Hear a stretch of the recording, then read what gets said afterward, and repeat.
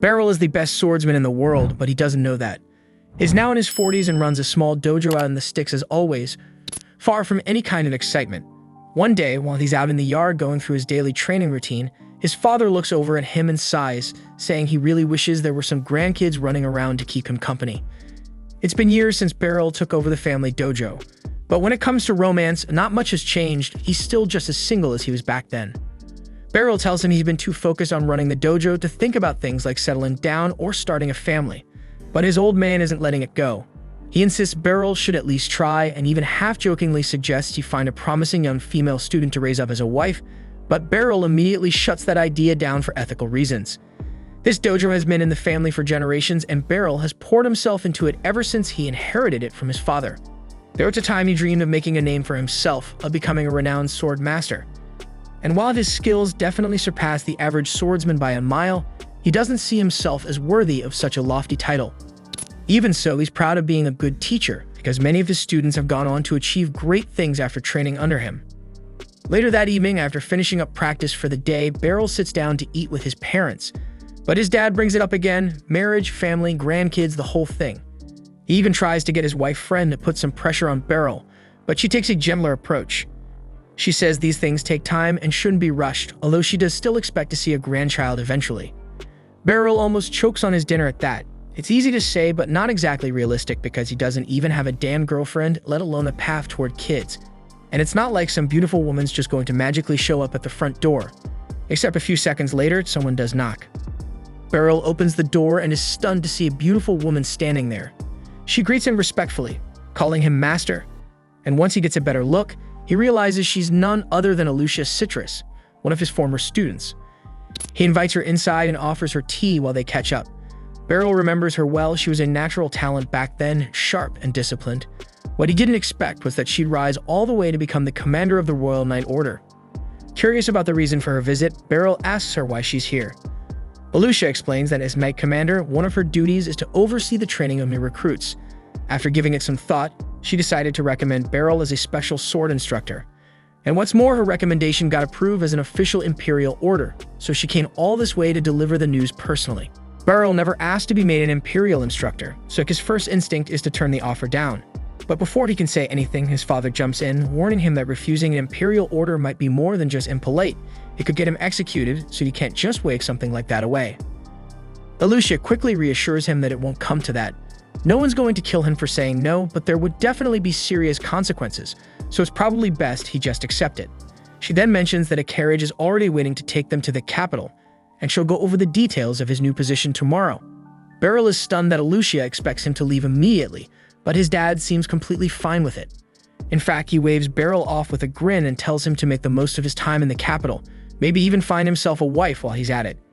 He even adds loudly that Alicia wouldn't be a bad choice. Embarrassed, Beryl tells his dad to cut it out, especially since it's clearly making Alicia uncomfortable.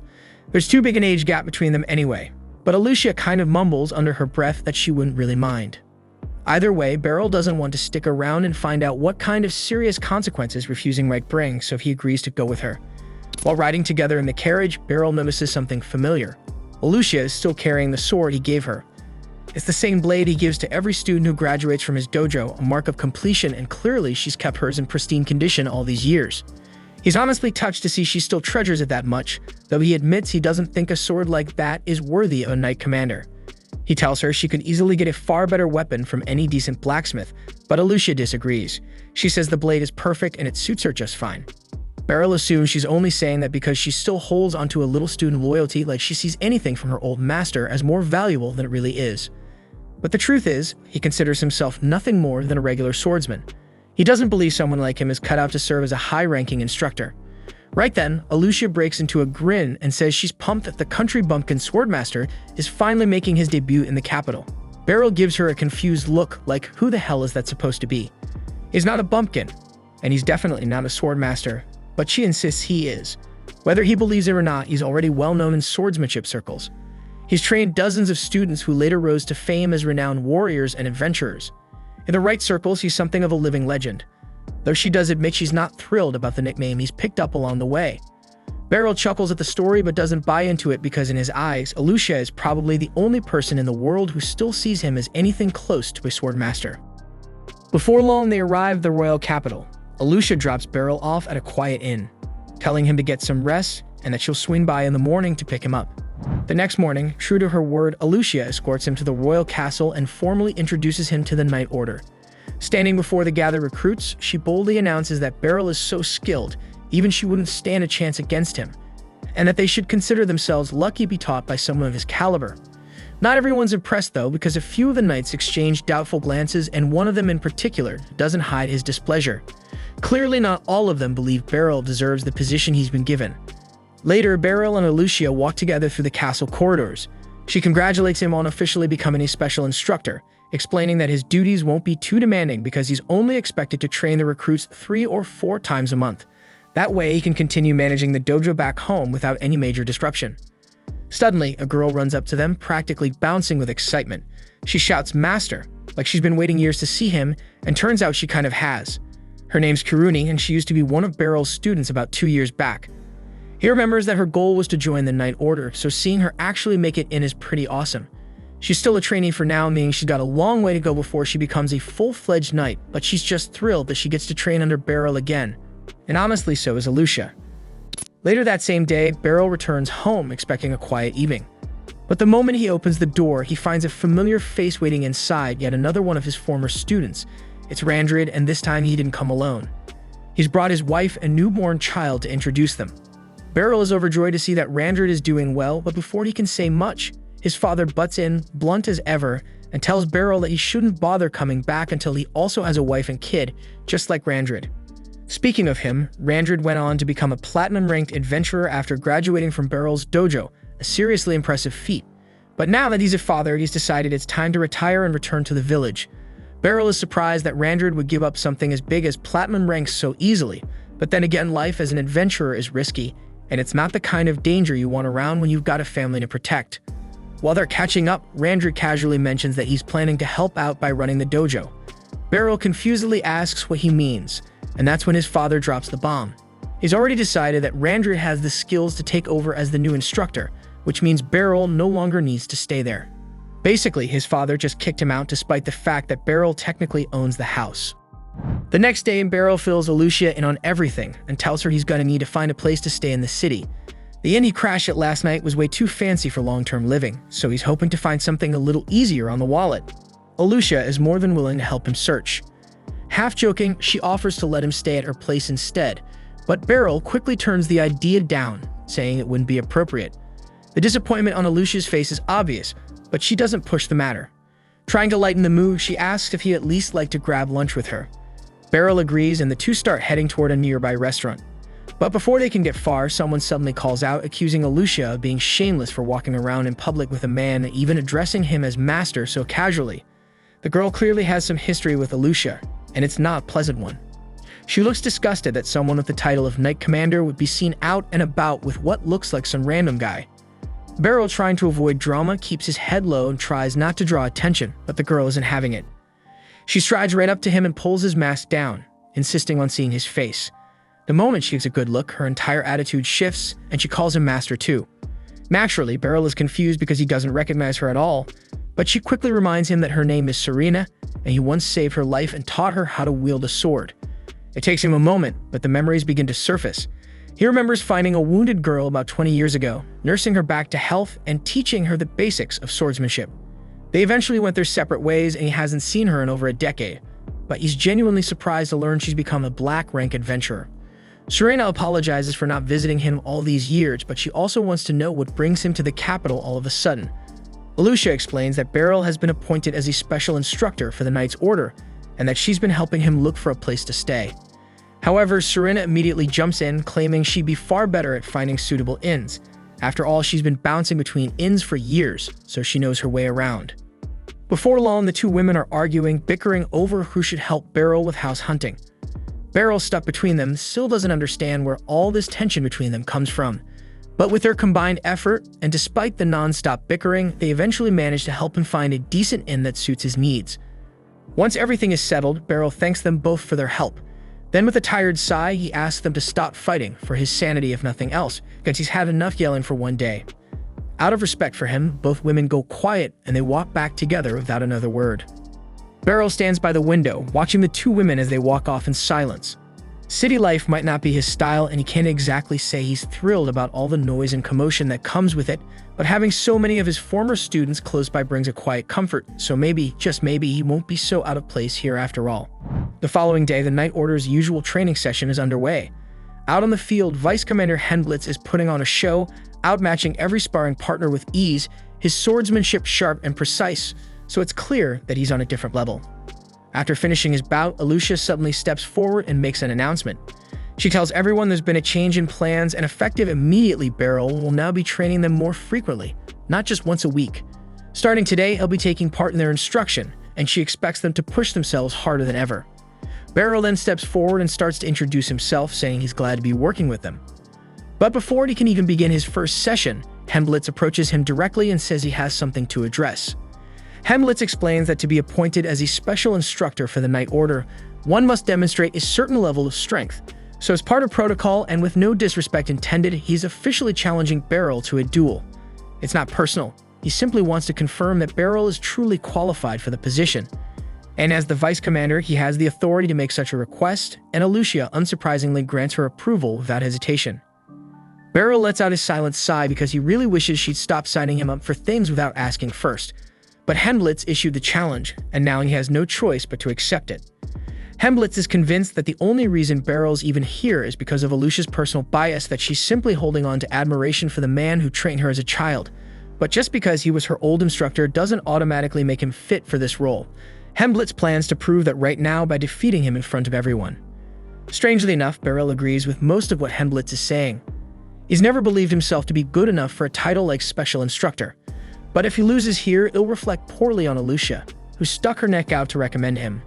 So for her sake, he decides he'll give this fight everything he's got. The duel then begins with Helmblitz launching himself forward in a burst of speed, closing the gap between them in an instant. Beryl raises his blade, calmly parrying the barrage of strikes coming his way. He's genuinely impressed because Helmblitz is incredibly fast, and the force behind each blow is nothing short of brutal. Still, Beryl knows that if he times it just right, if he redirects a single strike at the perfect angle, he can create an opening. And that's exactly what happens. With one clean deflection, he catches Helmblitz off balance and slips in close, his blade poised for a decisive strike. Helmblitz freezes because if this were a real fight, that move would have meant death, so that's 1 point to Beryl. They then return to their starting stances, and Helmblitz comes in again, even faster than before. Beryl is still stunned by Helmblitz's sheer physical strength, but at the same time, every move is easy to read. He blocks and redirects them with practice ease. Realizing that Beryl isn't going to go down that easily, Helmblitz decides to stop holding back. He unleashes his signature technique, the Roaring Blade, a spinning high-speed attack packed with so much power it can't be blocked or parried by normal means. It's a move designed to end fights, but just as the blade cuts through the air, Beryl vanishes. And in the blink of an eye, he reappears behind Helmblitz, his sword calmly resting at the man's neck, so it's over and Beryl wins. Helmblitz doesn't even look upset. He's stunned, yes, but more in awe than anything. He admits defeat with humility and offers a sincere apology for doubting Beryl earlier. Later that day, Helmblitz hosts a small welcome party to officially celebrate Beryl's arrival as the Knight's new instructor. But even now, he can't let go of the question that's been eating at him. How did Beryl counter that spinning move? Beryl, with his usual modesty, explains that he simply moved with Helmblitz's rotation, using the motion itself to slip behind him. It's a lot easier said than done though, because executing something like that takes incredible timing, instinct, and experience. Helmblitz laughs in amaze at how effortlessly Beryl makes it sound. Regardless, he's genuinely excited to train under him, and so are the rest of the recruits. It's been about a week since Beryl started working as an instructor, and while two knights are busy sparring on the training grounds, he strolls over to give them a quick pointer. He's been observing their movements for a while now. Their swordplay is solid, but Beryl tells them they need to fix their spacing. He demonstrates how if you're too focused on tracking your opponent's blade, they can close the gap before you even notice. It might not seem like a big deal, but in an actual duel, even half a step can decide the outcome. Beryl figured he was just handing out some basic tips, but from the way everyone is staring at him like he just dropped divine wisdom, you think he reinvented swordsmanship. Ever since that duel with Helmblitz, the knights have been hanging on his every word like it's scripture. Honestly, Beryl can't complain because it's definitely made training smoother. After the session ends, Beryl takes a seat to cool off, and Helmblitz walks over and hands him a towel to dry off. A little while later, Kirui strolls up and asks if Beryl's got anything going on after this. He wasn't really planning on doing much, and that's all she needs to hear before asking if she can give him a little tour of the city. Beryl thinks about it and realizes he hasn't really seen much of Baltrain yet, so he agrees. Kirude practically lights up with excitement and darts off to change into something more casual. Elsewhere, Alucia is neck-deep in meetings with royal officials, delivering an update on the Night Order, especially concerning their newly appointed special instructor. She assures them that Beryl has already gone above and beyond expectations. With nothing more to cover, the meeting wraps up. Before taking this role, people warned her, if you want to keep honing your sword skills, don't become Knight Captain. The bureaucracy alone will drag you down. But she didn't take this position for herself. She took it because it was the only way to bring Beryl here to the capital. Years ago, when Alucia was still a little girl, her parents brought her to Beryl's dojo to learn self-defense. And from the very first moment she met him, she could tell he was a good man. And once she joined the dojo, Beryl had her practicing sword swings, hopping from stump to stump to improve her footwork, and working on her strength with simple exercises.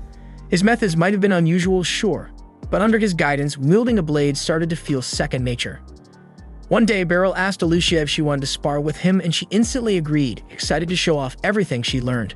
But the moment their mock battle started, she realized she couldn't find a damn single opening in his stance. Growing up under Beryl's guidance, Alucia had assumed that all sword instructors were as skilled as he was. But that illusion shattered one day during a group trip to a dojo-wide mock battle against another school. Her opponent in that match was the definition of sloppy. He left his guard wide open and charged in with the strategy of a 5-year-old, no patience, no control. And Alucia absolutely wiped the floor with him. So the match was over before it even started. After the event, Beryl and the group were walking back to their dojo, and he seemed pleased that his students got to test themselves against different styles. Along the way, Alucia asked if their dojo was just better than the others because their dojo won every battle. Even Beryl himself won against their master. But Beryl didn't like thinking about it in terms of who's better. Sure, they won today, but the real takeaway wasn't about victory. It was about what they learned from the experience. Alucia got the message, but then she suddenly noticed that her hairpin was missing. She must have dropped it back at the other dojo, and it meant a lot to her, so she told Beryl she'd go back to find it. By the time she returned to the rival dojo, she started searching around for it, only to see that the guy she beat earlier had picked it up. For a second, it looked like he might just hand it over and act like a decent human being. But of course that would be too easy, so instead he chucked the pin into the dojo behind him and told Alucia she'd have to fight all of them if she wanted it back. He may have lost earlier, but with backup, he was sure he could win this time. Now, judging by how bad their sword skills were before, Alucia probably could have taken them all down on her own. But she knew Beryl wouldn't want her using her training to beat people senseless out of pride. So she stood her ground and braced herself for the hit, ready to take it rather than fight back. But before the guy's swing could land, Beryl stepped between them and took the blow himself. The strike didn't hurt him much, but he still winced a little. Looking straight at the group of boys, he calmly asked if this was really the kind of swordsman they wanted to be. The damn fool still doesn't get how messed up his actions are, so he winds up and tries to smack Beryl on the head this time. But Beryl effortlessly ducks under the swing and in one quick move knocks the sword right out of his hands. Before anyone can blink, Beryl is already parrying blows from the rest of the guy's friends, keeping them at bay with clean, controlled strikes. But before things can spiral any further, the head of the dojo rushes in. He heard the commotion and got there as fast as he could, and he's clearly ashamed of what he's walked into. With a heavy heart, he kneels down and offers a sincere apology to Beryl, swearing that something like this will never happen again under his roof. On the walk back, Beryl and Alucia walk side by side, and he explains that he had a bad feeling the moment she went back for her hairpin, so he followed her just in case. Alucia feels awful that Beryl ended up getting hit because of her, but he reassures her it wasn't anything serious. Besides, she didn't do anything wrong, so there's no reason for her to blame herself. If anything, he blames himself for letting his student walk into a place that could have been dangerous without supervision. Years pass, and Alucia is now sparring with Beryl again. His technique hasn't lost an ounce of sharpness, but this time as he swings, Alucia is actually able to keep up, and for the first time ever, she lands a clean point on him. Beryl is genuinely impressed with how far she's come, so he tells her that she's ready. It's time for her to graduate from the dojo. And with pride, he presents her with her ceremonial graduation sword. By this point, Alucia had come to understand that Beryl had no idea just how insanely talented he really was. She didn't want to leave the dojo because there was still so much she could learn from him. But she also didn't want to push back and make things complicated for him either. So instead of arguing, she made a promise to herself. She would prove to the world that Beryl's teaching stood above all others. That's why she joined the Knight's Order and took the entrance exam. And just as she had predicted, when the entrance exam finally came around, none of the other applicants stood a chance against the training Alucia received from Beryl. Even the proctors struggled to keep up with her, so if they couldn't handle her, they definitely wouldn't have lasted 2 seconds against Beryl. His reflexes were unreal, and his ability to read people mid-fight was on a completely different level. To Alucia, there was no question in her mind Beryl was the strongest swordsman alive. But the man himself had no clue how skilled he truly was. And knowing him, he'd probably be perfectly content staying some nameless sword master living a quiet life in the countryside. Alucia, however, refused to let that happen. So bit by bit, she climbed her way up through the Meg's order, gaining rank and influence, all with one goal in mind, giving Beryl the recognition he deserved. By the time she had finally earned the title of Knight Commander, it had already been a full decade since she left Beryl's dojo. And in that time, he somehow became even more impressive than she remembered. A part of her still feels a little guilty about appointing him as a special instructor without asking his permission first. But really, it was the only way to get him to leave that tiny village and give the world a chance to witness his greatness. Back at the training grounds, Alucia heads over to check in with Helmblitz and asks how the training went with Beryl today. Helmblitz tells her it was fantastic because everyone learned something valuable from his lessons. Alucia then looks around, but she doesn't see Beryl anywhere, so she asks if he already went home. That's when Helmblitz mentions that Kiruni had asked him to walk around town with her. As soon as she hears that, Alucia feels a little sting of jealousy. After all, Kiruni basically asked Beryl out on a date, and now she wishes she thought of it first. Meanwhile, Kiruni is showing Beryl around the city, happily pointing out the popular spots and hidden gems along the way. Beryl is honestly blown away because compared to the quiet life in his village, this place is practically bursting with energy. Though he does find it a little odd that she brought him to the Western District, since he thought the main attractions like the Church Palace were all in the Northern District. Kiruni admits he's right about that, but once you've lived here long enough, those places kind of lose their charm. You see them so often, they stop feeling special. Still, Beryl was hoping to check them out because that was actually something he had been looking forward to. As they continue strolling through the market, Beryl suddenly hears someone calling out to him. He turns toward the voice and spots a young woman approaching. She's cheerfully calling him master, which means she must have trained under him at some point, but for the life of him, Beryl can't figure out who she is. The girl seems pretty familiar with Kiruni too, but that doesn't help much either. Clearly disappointed that her teacher doesn't recognize her, the girl gestures to the sword at her side as a hint and says she's one of his graduates. Beryl thinks for a moment, then it finally clicks. Her name is Ficelle, and she used to train at the dojo alongside Kiruni, but that was years ago. Back then, she looked completely different, which is probably why it took him a second to place her. It's been 5 years since he last saw her after all, so of course she's changed. But from the looks of it, she's done really well for herself because she's currently one of the top officers in the capital's magic corps. Beryl is genuinely happy to hear that she's thriving, but he's also a little surprised because he doesn't remember teaching her anything about magic, so this career choice catches him off guard. Kiruni then asks Ficelle if she's out shopping, and Ficelle explains that she came to pick up some magic accessories. That term's unfamiliar to Beryl, so Ficelle picks up one of the items and explains that it's a tool that lets just about anyone use magic.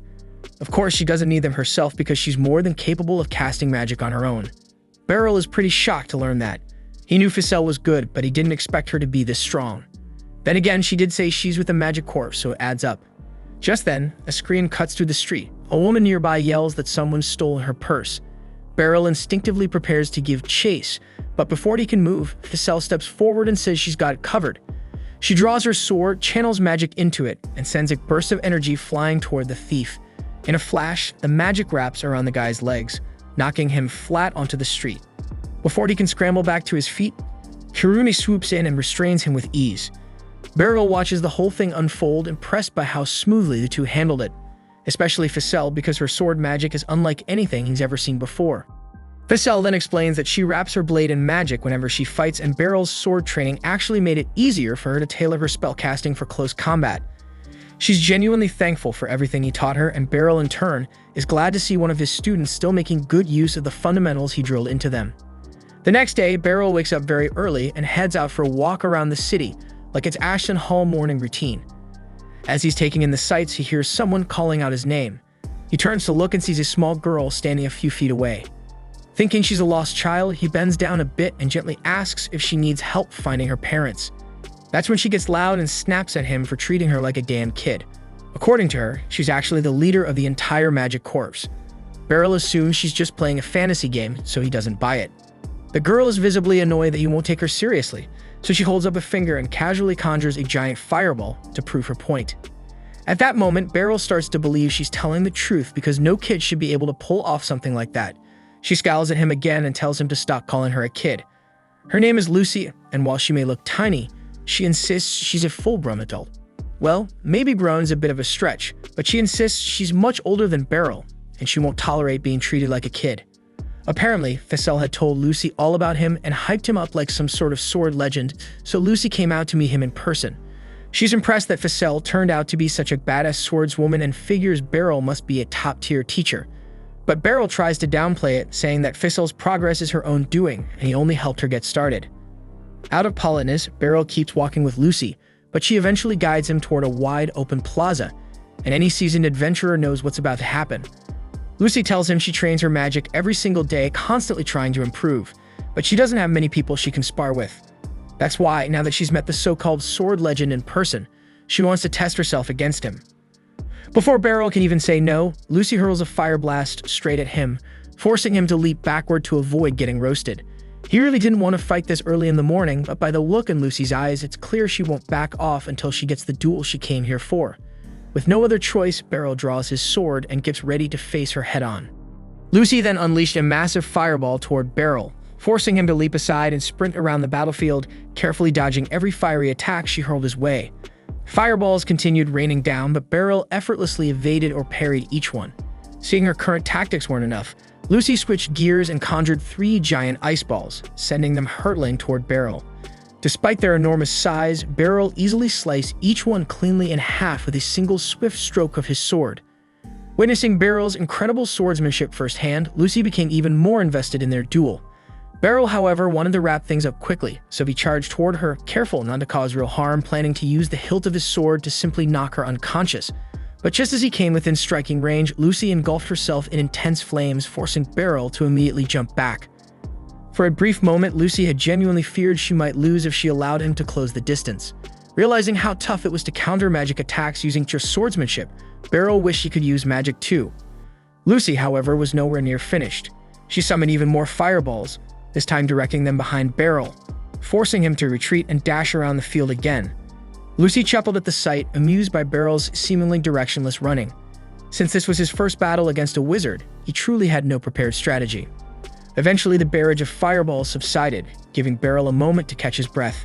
Just when he thought it was safe, Lucy dropped a massive ice ball from above, aiming directly at him. Beryl spotted it just in time, quickly parrying it back toward Lucy.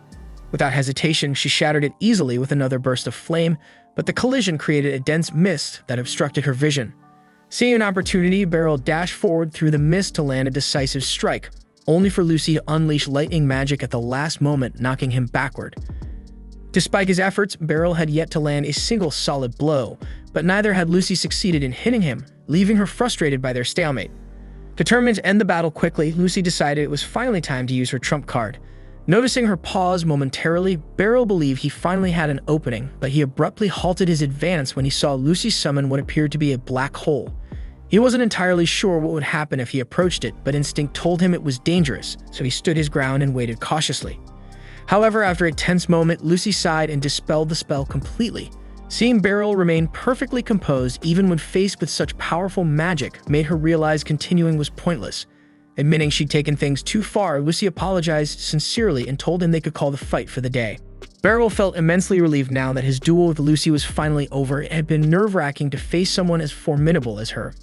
Curiosity soon got the better of him, though, and he asked Lucy what would have happened if she'd actually unleashed that last spell. Lucy casually explained that, in theory, the spell would have ripped his body to shreds. Still, she now understood why Fessel admired him so deeply. Any ordinary person witnessing that spell would have fainted on the spot. This was the first time she'd encountered a swordsman who'd keep his composure so effortlessly. Feeling genuinely remorseful for dragging him into an unexpected fight, Lucy invited him to the Magic Institute later, promising she'd personally make it up to him. Later that day, Beryl went about his usual routine, instructing the students at the training hall. During his break, he coincidentally ran into Fessel in the hallway, who had come by to deliver healing potions from the Magic Institute.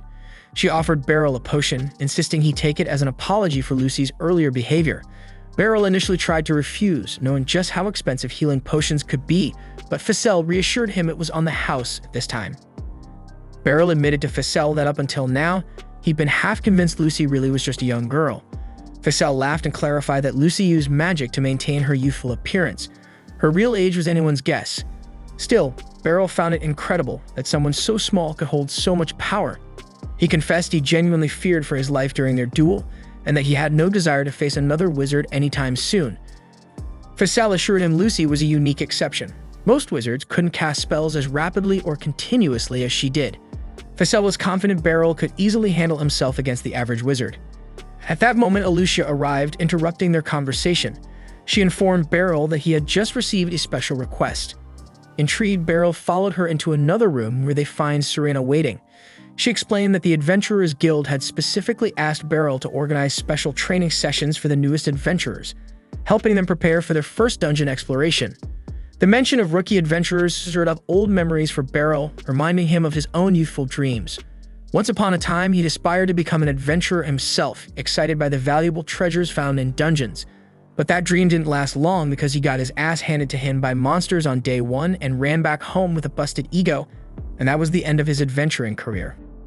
Beryl shared his concerns with Serena and Alucia, pointing out that adventuring was a dangerous occupation. But that was precisely why they wanted him to handle the new adventurer's training. They assured him that all necessary preparations had already been taken care of, and the task wouldn't interfere with his existing role as a special instructor.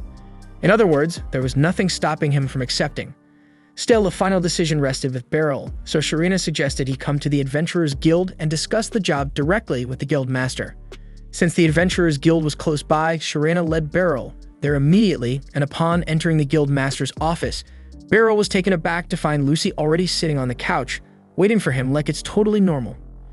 Turns out she caught wind of the job offer, and since she and the guild master go way back, she sprinted over the second she heard about it because she was eager for another chance to meet him again. Shortly afterward, the guild master Nidus introduced himself warmly. After hearing so many good things about Beryl from Serena and Lucy, Nidus was absolutely convinced they'd chosen the perfect candidate. Beryl attempted to remind Nidus that he hadn't actually agreed to take the job yet, but Nidus cheerfully ignored his protests.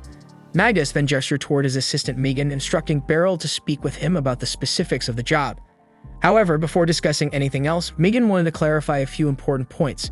He asked Beryl if he had any prior experience as an adventurer. Beryl honestly answered no, causing Megan to question whether he was truly qualified to instruct new adventurers. Beryl inwardly felt relieved at this skepticism, hoping it might provide him an excuse to avoid accepting the job. However, Megan's doubts immediately irritated Serena and Lucy, who had both strongly vouched for Beryl. Megan calmly explained that he wasn't questioning Beryl's reputation out of disrespect. He simply wanted to ensure the adventurer's safety, especially since there had been recent reports of unusual monster activity. Nidus understood Megan's concerns and asked what Beryl would need to do in order to prove himself. After thinking for a moment, Megan declared that if Beryl could win a duel against Serena, who held a prestigious black rank, he'd acknowledge Beryl's qualifications. Serena enthusiastically agreed to the proposal, leaving Beryl with no room to argue. Seeing that everyone was on board, Nidus decided to arrange the duel immediately. Not long after, Beryl and Serena were already standing face-to-face on the training grounds, surrounded by a large, enthusiastic crowd. Everyone was eager to see the legendary Serena in action and to find out exactly who her opponent was. Serena herself could hardly contain her excitement, thrilled by the opportunity to cross swords with her master once again. Back when Serena was just a kid, she and her parents were traveling with a merchant caravan. During their journey, however, the caravan was suddenly attacked by a beast that tore the carriage apart. In a final desperate act to save their daughter, her parents threw her off a nearby cliff, making her the only one to survive that tragic day. When she finally regained consciousness, the first thing she saw was Beryl standing over her. He gently took Serena back to his house, carefully treating her wounds, and once she had begun to recover, he started asking her some gentle questions. She managed to tell him her name was Serena, but the moment he brought up her parents, she quickly became overwhelmed with panic. Noticing her distress, Beryl told her to forget the questions and just rest until she was ready. With no place else to go, Beryl approached his parents to see if they'd be willing to let her stay with them, at least until they found her a new home. His parents happily agreed, and from that moment onward, Serena practically became part of their family. Initially, she struggled to open up and felt unsure about her new environment, but one morning, she caught sight of Beryl training diligently with his sword outside. Noticing her interest, Beryl warmly invited her to join him, sensing it might help her come out of her shell. From then on, Sharina spent as much time as she could training alongside Beryl, as he patiently taught her the fundamentals of swordsmanship. The bond between the two grew stronger day by day. Gradually, Sharina started becoming more outgoing and confident. One morning, as Beryl was preparing for classes at his dojo, he found Sharina already waiting outside, sword in hand, eager to train. With a smile, he invited her to join the class, pleased to see how seriously she took her training. Sharina had grown deeply attached to Beryl and his family, and would have been content to stay forever. Eventually, though, a family arrived willing to adopt her. Beryl and his parents believed that moving in with a new family was best for Sharina's future, so they gently encouraged her to go. But deep down, Sharina truly didn't want to leave, yet she didn't want to burden Beryl either, so she thanked him sincerely for everything and reluctantly went her own way. Several years later, Sharina had already become a skilled, gold-ranked adventurer. While on an escort mission, her caravan was suddenly ambushed by a group of bandits led by a swordsman infamous for his deadly skills. Her teammate warned her to be cautious, but before he even finished speaking, Sharina had already leaped fearlessly into battle, quickly defeating every bandit there without breaking a sweat. There were two main reasons Sharina had chosen to become an adventurer. Firstly, she was driven by a desire to prevent others from experiencing the same kind of tragedy she endured. Secondly, she wanted to honor everything Beryl taught her by putting her skills to real use. Now, with the opportunity to duel her former mentor after 20 long years, she was determined to show him just how far she had come. Beryl isn't exactly thrilled about the duel, but the excitement on Sharina's face was unmistakable. As her former master, he felt it was his duty to give her a fight worth remembering. As the match began, Sharina launches herself forward, unleashing a relentless barrage of swift and precise sword strikes. Her movements were incredibly fast, yet Beryl matched each of them effortlessly, leaving her unable to land even a single blow. Sharina's excitement only grew as they fought, enjoying every second of the chance to battle someone at full strength without holding back. For his part, Beryl was genuinely proud to see how far Sharina had come. It was clear she dedicated herself fully to training ever since she left him. But she's not quite flawless yet because he spots a slight stiffness in her left hand swings. It's subtle, but enough for him to exploit. With perfect timing, he slipped his sword through the handle of her blade, disarming her in one swift move. Sharina quickly tried to counterattack with her other sword, but Beryl smoothly swept her legs from beneath her, leaving her sprawled on the ground with his blade pointed gently at her neck. With that, Beryl officially won the duel. The audience around them erupted into applause, and the others quickly came down to congratulate him. Mijin approached, sincerely apologizing for ever doubting Beryl's abilities. Beryl brushed it off kindly, assuring him it was completely normal to be skeptical of a teacher he'd never seen in action. Now fully convinced of Beryl's strength, Mijin gladly welcomed him as the guild's special instructor. The next morning, Beryl found himself standing in front of a dungeon entrance with his new adventurer students, Porta, Nidri, and Sarlikats. As they ventured into the dungeon, Sarlikats' magic watch began to glow, warning them of 6 monsters lying ahead. The students immediately prepared for battle. Beryl and Sharina were there only to oversee their safety, so they stepped back, allowing the students to handle the monsters on their own. The three quickly engaged with the goblins and managed to defeat them swiftly, demonstrating impressive teamwork and coordination. As they continued deeper into the dungeon, the rest of the exploration went smoothly. Soon enough, they had explored the entire dungeon without any serious incidents and began to make their way back toward the entrance. While returning, Beryl felt slightly uneasy, noticing there seemed to be fewer monsters than he expected. Suddenly, as Porta moved toward the dungeon's exit, Sarlikats' magic watch violently shattered, detecting something far more powerful than it was designed for. Beryl urgently shouted a warning to Porta, but it was too late because Porta was suddenly grabbed by the unseen threat. The young adventurer was badly wounded but still alive, desperately in need of immediate medical attention. However, Beryl and Sharina knew they couldn't help him until the powerful creature was dealt with first, and that wouldn't be easy. Standing before them was a legendary monster known as a Xenograble, a specially designated target infamous for its terrifying strength. Even the most seasoned adventurers would struggle to survive an encounter with such a beast, yet there was no choice. Beryl and Sharina prepared themselves, ready to fight for their lives. Beryl then starts thinking that he is seriously regretting coming on this assignment, but at least Sharina is here with him. And since she's a black-ranked adventurer, dealing with the griffin shouldn't be an issue for her. And while she's busy with that, Beryl intends to rush over and help Porta. But when he reaches out for a healing potion, Sharina was already thinking the same thing and quickly gives him a high five and declares she'll handle helping Porta herself, while he deals with the griffin. And unfortunately for Beryl, he doesn't even get the chance to protest because the griffin suddenly lunges at him. forcing him to dodge quickly, leaving him no option but to engage in combat. As the griffin swipes at him, Beryl adeptly deflects its claws with his sword, and when a chance arises, he swiftly targets the griffin's legs. But badly for him, the creature's scales are incredibly tough, rendering his strike ineffective. He's essentially stuck on the defensive now, but he needs to hold out long enough for Serena to secure Porta's safety. But then while he glances back to check on Serena, he momentarily drops his guard, nearly costing him his life. Thankfully, he manages to block the griffin's attack just in time, although he's still severely wounded. He needs a strategy to bring this creature down fast, or it'll finish him off first.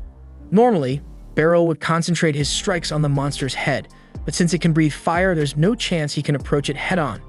Instead, Beryl decides to flank it, but the griffin notices him immediately and counters by swinging its tail.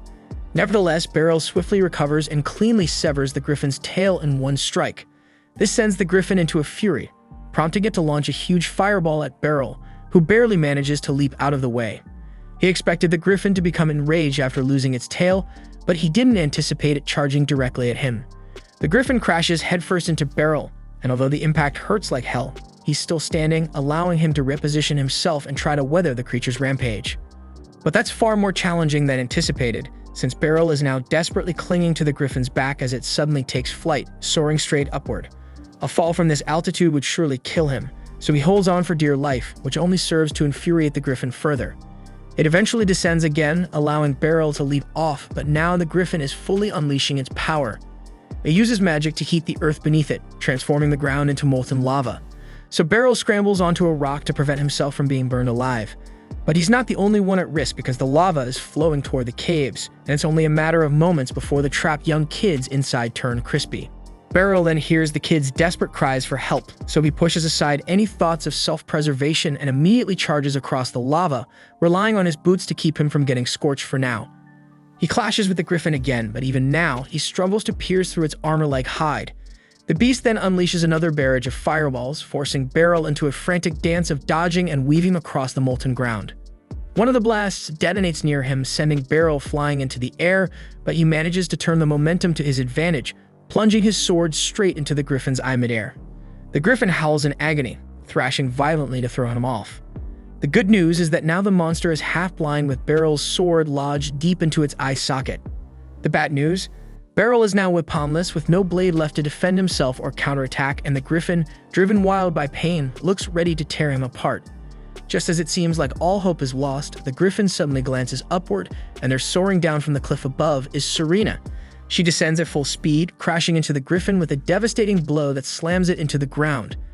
And before the beast can recover, Serena reacts swiftly, slicing its throat in one clean strike, ending the battle once and for all. Serena then spots Beryl's broken blade jutting from the griffin's ruined eye and quickly apologizes, feeling guilty for not being there to help him sooner. Beryl brushes off her apology, saying he's not worried about that right now because what matters most are the trainee's safety. Right on cue, the kids emerge from the cave, miraculously unharmed aside from a few minor burns. Relieved, the group returns to the Adventurers Guild to report the incident. The guildmaster is absolutely floored when he hears that Beryl and Serena managed to defeat a named monster. Serena wastes no time giving credit where it's due, stating that if Beryl hadn't been there to support them, she likely wouldn't have made it through the fight. Beryl tries to point out that Serena delivered the final blow, but she clearly isn't interested in taking any of the spotlight for herself. Impressed by their success, the guildmaster promises to repay Beryl someday for his efforts, but for now, though, he offers Beryl a formal invitation to join the Adventurers Guild as a full-fledged adventurer. But Beryl immediately turns him down without a second thought. Afterward, Beryl and Serena step outside, and Serena apologizes once again, admitting that Beryl only got dragged into all this because she had been bragging about his strength to everyone. Beryl assures her that he doesn't mind, though he still feels like he's not deserving of all the praise being thrown his way. Still, Serena insists that he was truly incredible out there, and she's grateful she got to stand beside him in a real fight where their lives were on the line. Beryl thanks her too, pointing out that every decision she made was on the mark, and it's thanks to her judgment that everyone came back alive. Serena lights up hearing his words, though she humbly says she doesn't think she earned such praise. But Beryl disagrees, telling her flat out that she's grown into a fantastic adventurer and deserves every bit of the recognition. The following morning, Beryl wakes up early, determined to deal with his broken sword. The problem is, he's not familiar with the capital's layout yet, so he asks Kiruni if she can show him the way to a blacksmith. He thanks her for accepting the favor on such short notice, But Kuruni says she was heading to the blacksmith anyway, so it's no trouble at all. And of course, Alicia decides to tag along too, not because she's jealous or anything. She claims she's tagging along purely because choosing a new sword is an important matter, and she wants to help Beryl pick wisely. But deep down, she knows she's already missed so many chances to spend time with him, and she can't let this one slip away too. Eventually, they arrive at the blacksmith's workshop, where the owner steps out to greet Kuruni. However, his attention quickly snaps to Beryl, and the man freezes, looking absolutely stunned. Turns out, this blacksmith Baldur used to be one of Beryl's students back in the day. And yes, even though he was technically older than Beryl at the time, he still trained under him. Baldur had wanted to master swordsmanship because he believed it would make him a better blacksmith, and despite the age difference, he had taken Beryl's lessons very seriously. Judging by the impressive shop he's built, it's clear that Baldur's dedication paid off. And since everyone is gathered here, Baldur asks what they need help with. Kuruni steps forward first, mentioning she needs her short sword sharpened. Baldur happily agrees and asks her to hand it over. Kuruni passes him the blade and Baldur examines it carefully, turning it over in his hands. After a long moment of silence, he lets out a deep sigh, drops the sword onto the counter, and tells her bluntly that the weapon is beyond saving because she's completely ruined it. Alicia then comments that it is strange that Kuruni managed to ruin her sword, considering how careful and precise she usually is during training. But if that's really the case, then there's only one logical explanation, and Beryl quickly catches on. He turns to Kuruni and asks her what it feels like when she holds the short sword. After thinking about it for a second, Kuruni replies that the sword feels light to her. And the moment Beryl and Baldur hear that, they both immediately realize what the issue is. They explain to Kuruni that she isn't cut out for wielding a short sword, because if you can't properly feel the weight of your weapon, you'll never be able to use it effectively. With that settled, they agree it's time to find her a new blade. Beryl then suggests that she might actually be better suited for a two-handed greatsword. Kuruni may look small, but she's strong enough to handle the extra weight without much trouble. He hands her a greatsword to try out, and even though it feels a lot heavier than what she's used to, it's still manageable. Confident she can swing it well enough, Kuruni decides to buy it, especially since Beryl recommended it himself. Plus, she thinks it looks awesome slung across her back. With Kuruni's business taken care of, Beryl starts browsing Baldur's selection to find a replacement for his own broken sword. However, Alicia immediately jumps in, insisting that a swordsman of his level should have a custom-forged weapon, but Beryl doesn't really think that's necessary. He figures any good quality sword from here should be more than enough for him. But while he's still browsing, the front door bursts open and Serena walks in, letting a massive sack over her shoulder. Then the moment Alicia and Serena make eye contact, they start bickering as usual because neither of them can stand the other. Beryl quickly steps in to steer the conversation back on track and asks Serena why she's here. Serena explains that she's got a special job for Baldur. Then she slams the sack onto the counter and pulls it open to reveal the leg of the griffin they defeated together. She tells Baldur that she wants him to forge a long sword out of the beast's remains.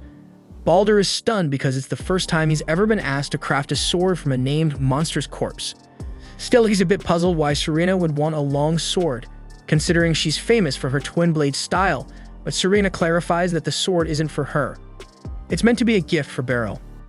Beryl immediately protests, saying he doesn't deserve something so valuable. He reminds her that she was the one who delivered the final blow to the griffin, so she should be the one to keep the material. But she's adamant about it, insisting that gifting him this sword is the least she can do to make up for the blade he lost during the fight. Baldur then cuts in the conversation and tells Beryl to just accept the damn gift already, not because he's siding with Serena, but because he's genuinely excited about crafting a legendary sword from named monster materials. And seeing no way around it, Beryl finally agrees to let Baldur use the griffin's leg to forge a blade for him. Although judging by the glint in Baldur's eye, he can already tell this blacksmith is planning something outrageous.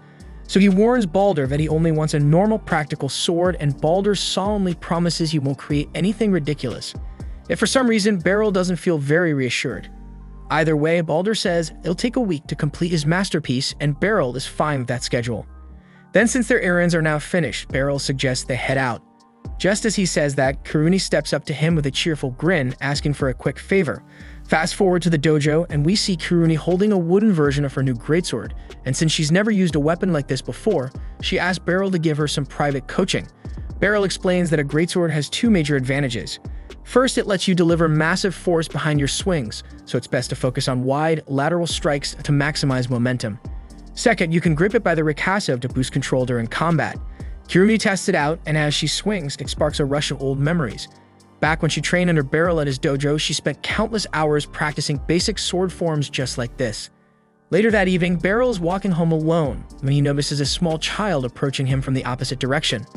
Normally, he wouldn't think much of it, but as they pass, the girl suddenly tries to slip her hand inside his jacket to steal his wallet.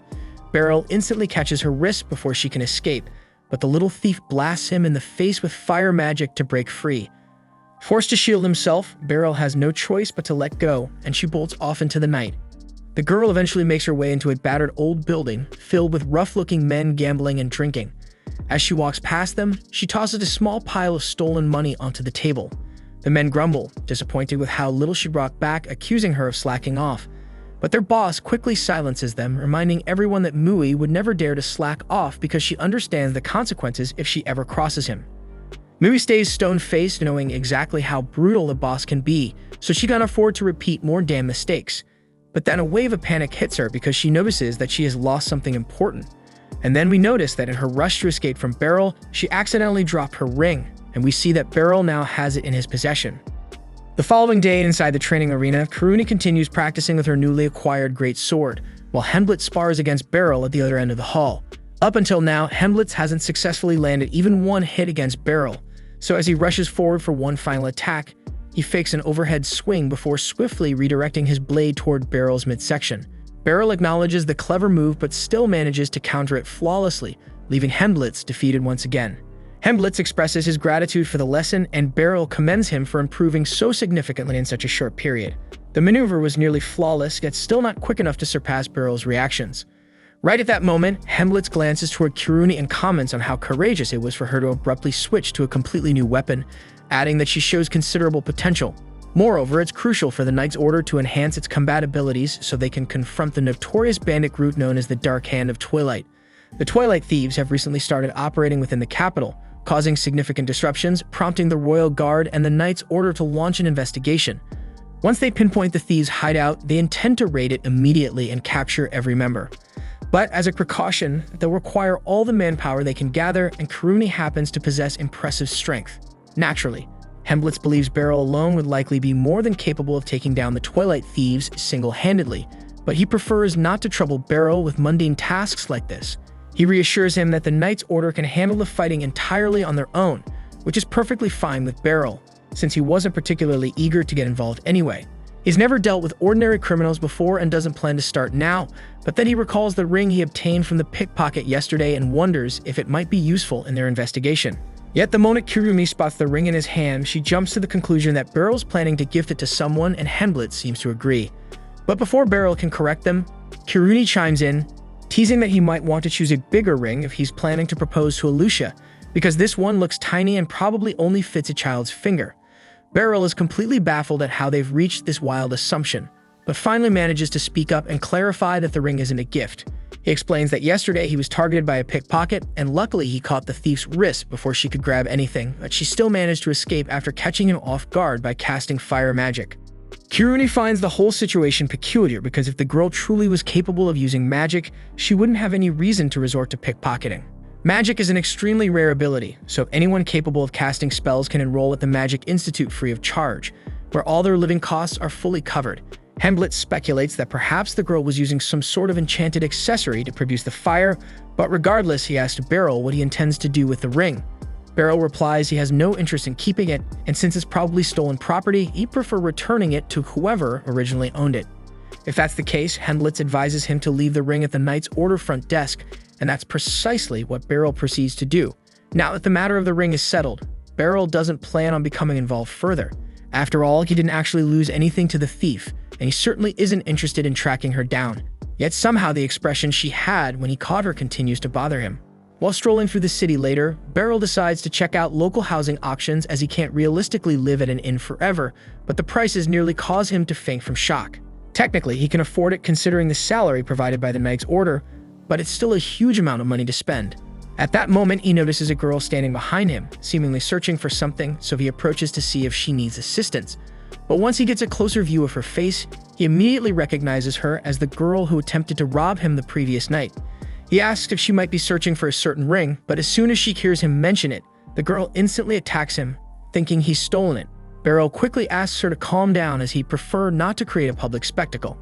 First of all, he explains to her that he left the ring at the Knight's Order front desk, meaning he no longer has it in his possession, and the girl clearly can't just stroll into the Knight's Order headquarters to reclaim it. Secondly, Beryl questions whether she actually stole the ring herself, as it's strange she'd go through all this trouble to retrieve it unless it was personally valuable to her. She firmly states she didn't steal the ring, and that's sufficient for Beryl, so he instructs her to follow him so he can help her recover it. Mui initially hesitates to accompany him, but he points out it would be difficult for her to prove ownership on her own. But if Beryl personally vouches for her, retrieving the ring shouldn't take much time at all. Mui reluctantly agrees to follow along, though she clearly conveys that she's far from pleased about the arrangement. Then after they make it to the Knight's Order headquarters, Beryl retrieves the ring, but before handing it over to Mui, he says he wants to talk with her briefly. At that very moment, Alucia steps outside, and when she notices Beryl arguing with Mui, the first thing she assumes is that the girl must be some secret love child he's been hiding, though Beryl immediately denies this claim. They all go inside, allowing Beryl a chance to fully explain the entire situation to Alucia, and once she's aware of what's happening, she asks Beryl how he'd prefer to handle Mui. Typically as a knight, Alucia would be responsible for arresting Mui due to theft, but Beryl prefers not to get her into trouble. He then directly asks Mui if she'll stop pickpocketing if he lets her leave, but instead of answering his question, she merely demands he return the ring to her. She obviously has no intention of quitting stealing, but her unwillingness to lie about it convinces Beryl she's fundamentally an honest child. Alucia then recalls hearing that Mui had used magic against Beryl, prompting her to inquire whether she used a magical item or if the magic was innate.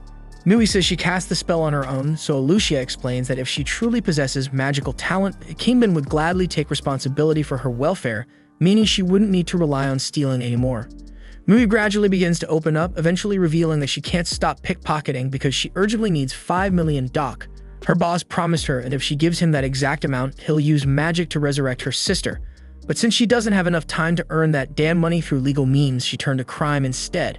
Beryl instantly recognizes that Mui's boss must be deceiving her because resurrection simply isn't possible, though he's aware there's no chance she would believe him if he tried telling her that now. At this point, Alucia decides to leave temporarily, stating there's something important she needs to verify. Meanwhile, Beryl and Mui remain alone together. Beryl kindly asks her if she would like some cookies, and although Mui declines, it's obvious she's hungry, so he comes up with an alternative idea. He briefly steps away and returns shortly after with a loaf of bread for Mui. The moment he hands it over, Mui tears into it ravenously. Watching her eat, Beryl feels relieved that he ran into her today because he's been worried ever since he saw the sadness in her eyes yesterday, so being able to help her, even just a little, makes him feel pleased. With all of that said, he decides he's kept Mui long enough and returns the ring to her. And now that she's recovered what she came for, Mui announces she's leaving. But right before she can exit, Lucy suddenly storms in after Alucia informed her about Mui's magical talent. Lucy introduces herself as the leader of the Magical Corps and warmly invites Mui to enroll at Magical Institute, emphasizing they're always eager to welcome new magic users. Nevertheless, Mui declines the offer, explaining that attending the Magical Institute won't help her earn the 5 million DOC she needs. Lucy then inquires about the reason Mui needs such an enormous sum, prompting Mui to reveal she intends to pay a wizard to resurrect her deceased sister. But the moment Mui says that shit, Lucy immediately informs her that she's being tricked, since resurrection magic simply doesn't exist. Despite Lucy's words, Mui stubbornly insists her sister really can be resurrected because she personally witnessed it, or at least that's what she believes happened. In reality, as seen in her memories, all the supposed wizard actually did was slightly move her sister's corpse, and Mui, overcome with grief, instantly believed he genuinely had the power to resurrect her sibling. The wizard then claimed it would require 5 million DOC to fully revive Mui's sister, and since then she's resorted to stealing to accumulate that money. Lucy feels sympathetic toward Mui for falling victim to such a cruel deception, but again firmly emphasizes to her that resurrection magic simply doesn't exist. Mui angrily accuses Lucy of lying, but Lucy clarifies that she's an extremely respected mage who studied magic for several hundred years. Therefore, if resurrection magic truly existed, she'd definitely know about it far earlier than some random fraudulent wizard. At this point, Mui begins realizing she may have indeed been deceived, prompting Lucy to request the identity of the wizard responsible for this situation. Mui suspiciously asks why Lucy wants to know, so Lucy calmly explains that she plans to confront the wizard directly to determine whether he's genuinely capable of resurrection magic or simply deceiving her. In the highly unlikely event that he's being truthful, Lucy vows she'll personally pay the 5 million DOC needed to revive Mui's sister. However, if the man is indeed lying, then he has dishonored Mui's sister's memory, something Lucy absolutely refuses to forgive. Mui reluctantly reveals the wizard's name is Twilight, the same as the infamous leader of the Twilight Thieves, prompting Lucy to ask Mui to immediately lead her to him. Alicia volunteers to join as well, but her presence as a knight would attract too damn much attention, so she asks Beryl to accompany them instead. Shortly after, they reach the entrance to Twilight's hideout, and Beryl is surprised that a thieves' den is located directly off the main street. Beryl begins to regret not borrowing an actual sword for this confrontation, but Lucy reassures him that given his abilities, a wooden sword should be entirely sufficient against ordinary bandits. There's no reason to delay any further, so Lucy blasts open the front door, instantly drawing the attention of several thieves. One of the thieves attempts to grab Lucy by her quarter melon, but she has no time to waste on a pervert like him, so she effortlessly blows the attacker aside and instructs Beryl to handle the rest, while she confronts Twilight personally. The thieves then notice Mui standing behind Beryl, recognizing her as the traitor who exposed their location, prompting one of them to rush at her aggressively. However, Beryl swiftly jabs him right in the throat. He's only wielding a wooden sword, so the bandits probably won't suffer anything fatal, but a hit to the throat with a wooden blade still stings like hell, making them think twice before advancing further. As Beryl occupies the enemies upstairs, Lucy makes her way into the basement to challenge Twilight. The moment he spots her, he uses a magical accessory to drop ice projectiles onto Lucy, but Lucy is an extremely skilled mage, so a simple attack like this can't possibly hold her back. She effortlessly melts through the ice, though Twilight quickly pulls out another magical accessory, employing telekinesis to lift Lucy into the air, and she immediately realizes this must be how he deceived Mui. Twilight openly admits he used telekinesis to manipulate her sister's corpse, and then pretended it was necromancy, mocking how absurdly naive Mui had been to genuinely believe he possessed resurrection powers. He then forms a fireball, intending to eliminate Lucy once and for all, but Lucy's patience has completely worn thin by now, so she swiftly unleashes a wind spell directly at Twilight and knocks him unconscious with the force. At the same time upstairs, Beryl had already taken care of nearly all the thugs, but one of them staggered back to his feet and started calling Mui an ungrateful kid after everything Twilight supposedly did for her. That insult really set Beryl off, so he struck him in the throat again, knocking the man out flat. Shortly after, Lucy came up from the basement, dragging Twilight's limp body with her, and she demanded he tell Mui the truth unless he wanted to get blasted with wind magic again. Twilight reluctantly admits to Mui that he'd been lying about resurrection magic all along, leaving Mui absolutely heartbroken as she realizes this means her sister was truly gone for good.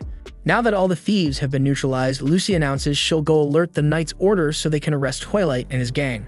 A little while later, all the captured bandits have been loaded onto a cart to be taken away to prison.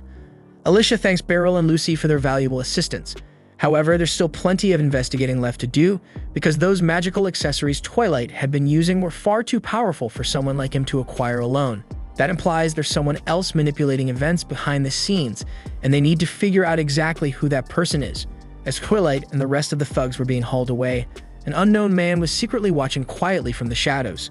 The hooded figure then extends his hand toward the cart, and abruptly Twilight's body begins glowing from within, moments before he suffers an agonizing death. Later, the hooded man reports to his superior that Twilight has been effectively silenced, thanks to the magical device they implanted inside him, eliminating any possibility of their plans being exposed. The Pope was pleased by the news, since he planned to use the corpses Twilight had gathered to craft his own version of a miracle, and he wasn't going to let anything interfere with his ambitions now. The following day, once Beryl finished up training with the Knights, Alicia came up to him because she had some important news. She explained that while Twilight was being escorted yesterday, he suddenly blew up without warning, leaving only a strange magic device behind. Right now, the Magic Corps was looking into where the device came from, but they hadn't discovered anything useful yet. Beryl asked about the bodies that had disappeared under Twilight's supervision, and Alicia had already tried interrogating some of his subordinates, but none of them had a clue about what he'd done with those corpses. Everything was pointing to the idea that Twilight had been following someone else's orders, and they needed to find out who it was as quickly as possible. Later in the day, Beryl headed back to the smithy to pick up his new sword, and honestly, he was blown away by the craftsmanship. He couldn't wait to test it out once he got back to training with Kiruni. But as he approached the hall, he noticed Lucy standing outside, clearly waiting for him, and it looked like whatever she was here for was serious. Lucy said she had something important to discuss, so she invited him to her home for a private conversation. A short while later, they arrived at Lucy's place, and Beryl was shocked because he had no clue she lived in a mansion this impressive. While they were walking in, he asked about Mui, and Lucy mentioned she was still trying to talk her into studying magic. Once they stepped inside, Lucy poured herself some tea before finally introducing Beryl to the man sitting opposite him. His name was Ibroy Hallman, and he was a priest from the Church of Sohin. Beryl greeted him politely, but he couldn't imagine why someone from the church was here. Lucy clarified that all the magic devices Twilight had been using were manufactured by the nation of Sohin, but they'd ended up in the hands of a criminal like Twilight thanks to a bishop named Revios Sarlian. And in exchange for providing those magic devices, Bishop Revios demanded Twilight deliver dead bodies to him. Now it made sense why Twilight had been silenced with that magic device, but Beryl still couldn't wrap his head around why Revios would even want dead bodies to begin with. Ibroy explains that within the Sohin church, magic is viewed as a divine blessing, and among all miracles that can be performed, there is one believed to be nearly impossible, and it's bringing someone back from the dead. Obviously, Ibroy himself doubts that true resurrection is even possible, but it's likely Revios is secretly researching exactly that, which explains why he needed those corpses. Given that Ibroy already knows all this, Beryl asks why he hasn't intervened to stop Revios yet, but apparently, it's not quite that straightforward. Currently, Revios is staying at the Sohin church located in the town's northern area, and the Knight's Order intends to summon him tomorrow for questioning. Ideally, he'll cooperate with the investigation, but there's a real risk he'll try escaping toward the border. If Revios reaches Sohin territory, the Order loses all authority over him. That's precisely why they're asking for Beryl's assistance. They need someone capable enough to intercept Revios if he makes a run for it. Under normal circumstances, either the Knight's Order or the Magic Court could easily arrest him, but forcibly detaining a bishop from Sohin could spark major diplomatic trouble. Ibroy himself isn't powerful enough to confront a bishop directly either. However, Beryl is not only strong enough to handle Revios, but also has no formal connection to the Libris Kingdom, making him a politically safe choice for the job. Lucy has already briefed Lucia about everything, so Beryl officially has permission to use whatever means necessary to stop Revios, but only if he attempts to flee. If the accusations against Revios are true, Lucy wants to ensure he's properly punished for his actions. Personally, Beryl doesn't really care about some bishop experimenting with resurrection, but there's a chance he might be able to retrieve Mui's sister's remains. Her sister isn't going to miraculously come back to life, but if Mui could at least give her sister a proper goodbye, it might help her finally move forward. So after some thought, Beryl decides to accept Lucy's request. Lucy thanks him sincerely, promising she'll make sure he's generously compensated. Just as Beryl opens the front door to leave, he nearly collides with Mui, who's returning from a trip to the market. Mui clearly didn't expect to see Beryl today, so she curiously asks what he's doing there. Beryl explains he just stopped by briefly to discuss something with Lucy. That said, he admits he's glad he ran into Mui, and even happier to see that she's doing all right. Mui still couldn't fully grasp why Beryl and Lucy had gone out of their way to help someone like her. She'd been nothing but a petty thief who tried robbing Beryl, yet they rescued her from Twilight's grasp, gave her a safe place to live, and continued looking after her. So she just couldn't wrap her head around why they cared this damn much. Beryl understood how overwhelmed she must feel, given that her entire life flipped upside down overnight, but he told her not to dwell on it too much. Nobody here would ever trick or exploit her like Twilight did, so from this point on, she could just relax and enjoy being young. Mui asked if it was really okay for her to live a good life now, and Beryl reassured her she absolutely deserved a bright future. He reached out to pat her head, but she swatted his hand away, clearly annoyed at being treated like a kid. Beryl decided to leave her alone for now, knowing she'd eventually open up to everyone in her own time, and a short while later, he left Lucy's place. That night, Beryl was silently moving around the church in the northern district to check if Revios was making any suspicious moves. Sure enough, he caught sight of Revios and his men hurriedly packing their belongings, clearly planning to flee the country. Beryl tried sneaking around the back entrance to intercept Revios, but he was abruptly stopped by a cloaked figure. The mysterious man recognized Beryl immediately as the person who took down Twilight's entire crew, and apparently he'd already expected that Beryl would show up here to get in their way. Beryl knew this wouldn't go smoothly, but he still tried telling them that Revios was summoned for questioning tomorrow and wasn't permitted to leave the country. Unsurprisingly, the cloaked man completely ignored that order and summoned 3 swordsmen to handle Beryl instead. He even granted them permission to use magic, prompting the 3 fighters to connect their sword tips and chant a spell, boosting their physical speed and strength dramatically. Now they moved far quicker than before, and Beryl knew things were about to get challenging. And with the 3 swordsmen busy distracting Beryl, Revios and the cloaked man retreated back into the church to finish gathering their things before escaping. It had been a long time since Beryl fought in a situation that demanded lethal force, but if he held back now, he'd end up dead. Then as the first swordsman rushed toward him, Beryl quickly sidestepped and slashed him deeply across the torso, Seeing how dangerous he actually was, the remaining two attackers decided to strike together, aiming to hold Beryl off until backup arrived. At this point, Beryl found himself completely surrounded by 5 magically enhanced attackers, and even he knew that fighting all of them alone might be pushing his limits. But thankfully, he wasn't fighting solo, because just as one swordsman was about to cut Beryl down, a sudden wind spell blew the guy's sword straight out of his grip. Ficelle quickly ran up to Beryl's side and announced she was here to back him up with Kiruni close behind. But Beryl couldn't figure out why the two of them were here. After all, the entire point of sending him was to ensure the Knight's Order and Magic Corp wouldn't directly intervene. The pair explained they weren't officially ordered to come, they just happened to be nearby, saw Beryl in trouble, and decided to jump in to lend a hand. Beryl wasn't exactly convinced by that reasoning, but honestly, he appreciated the backup. So together, the three of them started to take down their attackers one by one.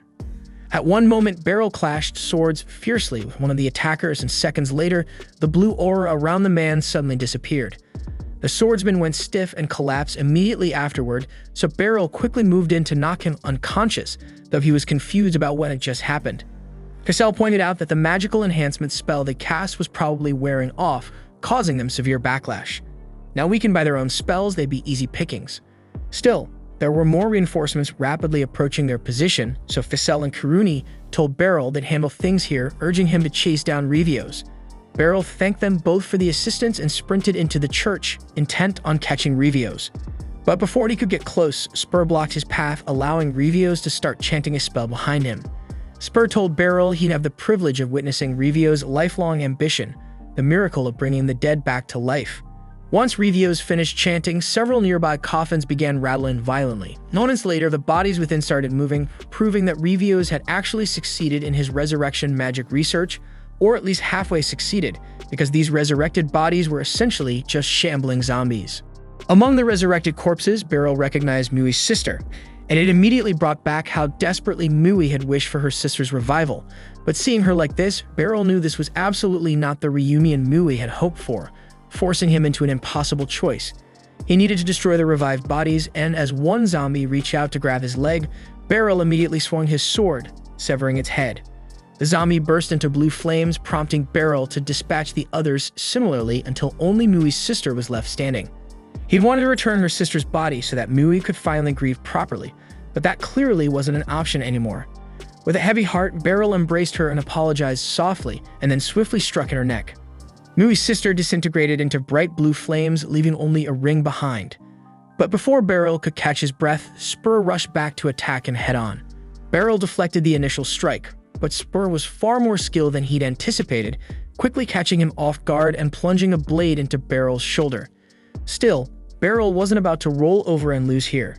He quickly recovered his footing and charged back towards Spur without hesitation. As Spur swung again, Beryl dodged skillfully, countering with a precise strike across Spur's shoulder. Spur was genuinely stunned because he'd never imagined an older man like Beryl could match him blow for blow, especially after boosting himself with magic. But Spur still had one last desperate trick, pulling out a dagger and stabbing himself in the side, using the pain to fuel an even greater surge in power.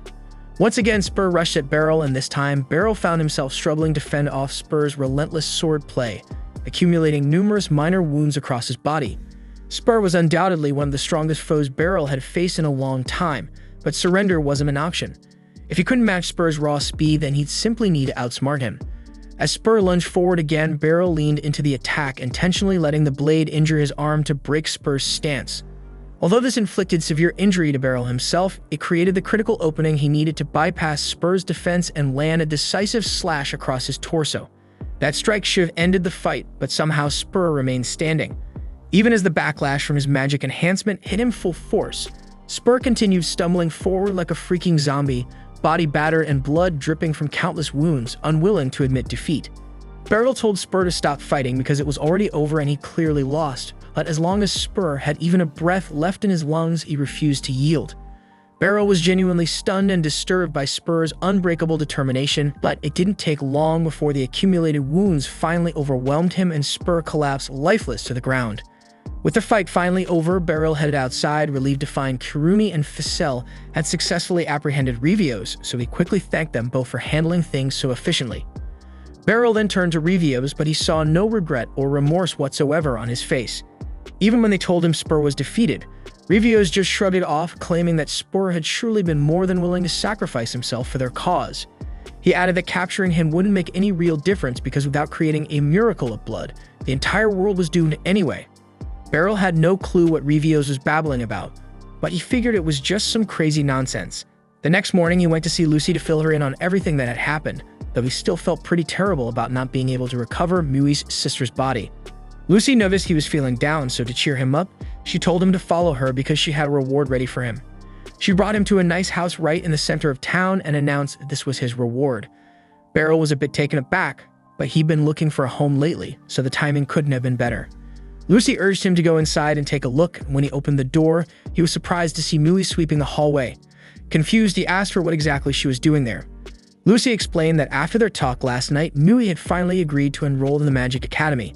But to do that, she'd need a legal guardian, which meant from now on, Mui would be living with Beryl, who would be taking on the role of her guardian. 5 days have passed since Beryl moved into his new home, and even though he's really happy about having a house with a garden and running water, he's still getting used to living here. On top of that, he now has the responsibility of looking after a teenager all by himself. Mui then comes downstairs for breakfast, and Beryl asks if she enjoys what he cooked, but all Mui replies with is that it's fine as long as she can eat it. Changing the subject, Beryl offers to take care of her laundry from yesterday, but she insists on doing it herself, which would be okay, except the last time Beryl left it up to her, Mui just poured water on them and considered it done. There's an awkward silence between them for a few seconds after that, until Mui finally says something, but she isn't trying to chat or anything. She's simply asking for permission to use the bathroom. Beryl reminds her that this is also her home, so there's no need to ask about stuff like that. Mui says she gets it and promises she won't ask him for permission ever again. But based on how she said that, Beryl gets the feeling it'll probably become an issue later. Beryl's worked around plenty of teens Mui's age before, but actually caring for one, it's a completely different situation. Anyway, it'll be tough living together if she stays so guarded around him all the time, so he needs to find a way to get closer to her. He recalls that Kirumi and Ficelle really enjoy skewers from the market, so he buys one for Mui and asks if she likes it. She says she does, but her expression doesn't really show much. Next, as part of Beryl's plan to connect more with Mui, he suggests going to the theater together to watch a play. He asks Mui if she'd like to join him, and she agrees. The two of them watch the performance, and afterward, they actually talk about it, which is a good first step toward bonding. The following morning, Mui heads out for her first day of school, and Beryl goes with her to show his support. She tells him it's not necessary, but Beryl insists that as her guardian, he has to at least visit the school once, though it's not like he's personally interested in the Magic Institute or anything.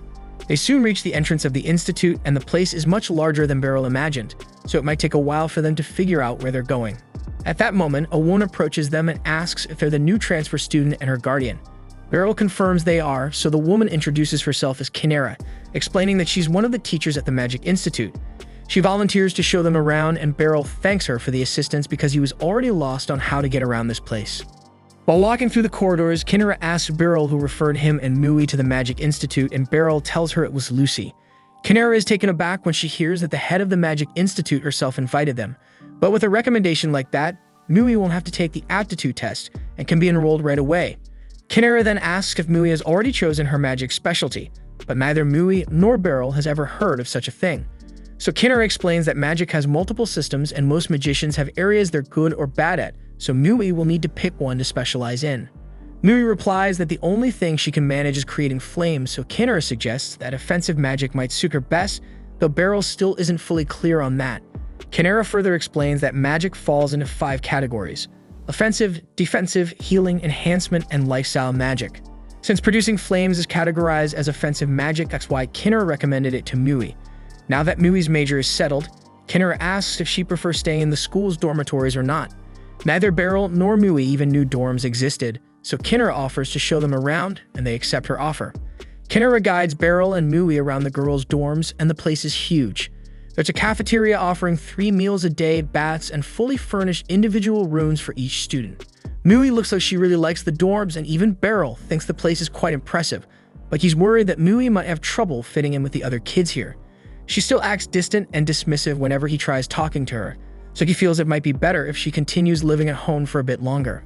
However, it suddenly hits him that maybe she's just acting this way because he's an older guy, and she might have an easier time connecting with people closer to her own age. As they're walking back, they pass a sausage joint that's running some kind of special today, so Beryl asks if Mui would be okay stopping there for lunch. Moo doesn't object, but when they step inside, the place is crowded with sausage enthusiasts, leaving no room for them to sit. Just as Beryl considers leaving, someone calls out to him, and when he looks around, he sees Serena waving him over. She tells Beryl he can sit at her table if he wants, and he decides to take her up on the invitation. They join Serena at her table, and while they're here, Beryl takes the chance to thank her again for the new sword, since it really helped him out recently. Serena says it wasn't a big deal, but she's curious about the girl accompanying him, so she asks who she is. Beryl says it's kind of complicated, but to sum it up, Mui is his daughter now and living at his place. Serena nearly spits out her drink after hearing this, but once she recovers, she quickly apologizes for reacting like that. Right then, their food arrives, and while eating, Beryl asks Serena what she's been busy with lately. She explains that there have been many monster hunts near the capital these days, mainly because a delegation from Sphenity is coming to visit soon. Beryl didn't know any of this was going on, but apparently there's an annual meeting between allied nations and the guild is required to clear out all nearby monsters to keep the delegation safe. After they finish their meal and step back outside, Beryl tells Mui she can go on ahead without him since he needs to swing by the knight's order. But before taking off, he mentions to Serena that Mui just enrolled in the Magic Institute and asks her to throw a few words of support her way. Serena is caught off guard to hear that Mui's got magical ability, and she leans in close, telling her she better bust her butt because the other kids at the Institute aren't playing around. And now that Beryl's her guardian, she better not let herself get outclassed. Mui casually replies that she's already aware of how strong Beryl is for an old man, but hearing Mui call Beryl an old man irritates Serena. She's about to blow up, but Beryl steps in just in time to settle her down before she says something wild. Serena apologizes for snapping, but she wants Mui to fully appreciate how amazing Beryl truly is, and Mui quietly admits that she already knows how awesome he can be. Afterwards, Mui says her goodbyes and starts heading home, leaving Beryl a bit surprised because it looked like Mui warmed up to Serena slightly during their chat. Serena tells Beryl she thinks Mui has real potential. She's still a bit unpolished, but she's straightforward, so she's definitely got a bright future ahead. Beryl is glad to hear this, but for Mui to properly develop, she needs the ideal environment, and he's still uncertain whether it'd be best for her to stay at his home or move into the dorms. Out at the training yard, Beryl chats with Alucia about Mui and asks whether it might be better for her to stay in the school dorms or keep living with him. Alucia nearly loses it when she hears that Mui has been staying at Beryl's place, mostly because no one told her, but that's beside the point right now. Kirumi then approaches and tells Beryl that the dorms are great because there's no travel involved, plus she'll get free food every day. Beryl already knows all the advantages of the dorms, but he's still concerned that Mui might struggle adjusting to living with others. Henblitz then joins the conversation and tells him that the only way she'll get used to new people is by being around them. Alucia also chimes in and insists that Mui should move to the dorms, but not because she really thought it through. She just doesn't like the idea of Mui continuing to stay at Beryl's house. That evening, Beryl goes to Lucy's office to hear her thoughts about the matter, and logically, Lucy agrees that the dorms make sense, though she's sure Beryl has his reasons for worrying this much. At that moment, Ficelle enters because she has a report for Lucy, and since she's here, Lucy decides to ask Ficelle for her opinion about the dorms too. Ficelle says there's absolutely no reason not to stay in the dorms due to the convenience, but she's curious about why Lucy and Beryl are discussing this now. Lucy reminds Ficelle about Mui, the girl who'll be joining the Magic Institute soon, and Ficelle recalls her since she might be her instructor at some point. Beryl is confused and asks what she means, so Lucy explains that the Institute currently lacks teachers, so Ficelle was appointed as an instructor thanks to her outstanding talent. Ficelle is very pleased with herself, and Beryl feels proud of how impressive she is, but he still needs to resolve his issue with Mui. Beryl suddenly stands up and leaves because he has plenty to think over. He'd been trying his best to give Mui a good life as her guardian, and he was glad when Mui decided to stay with him.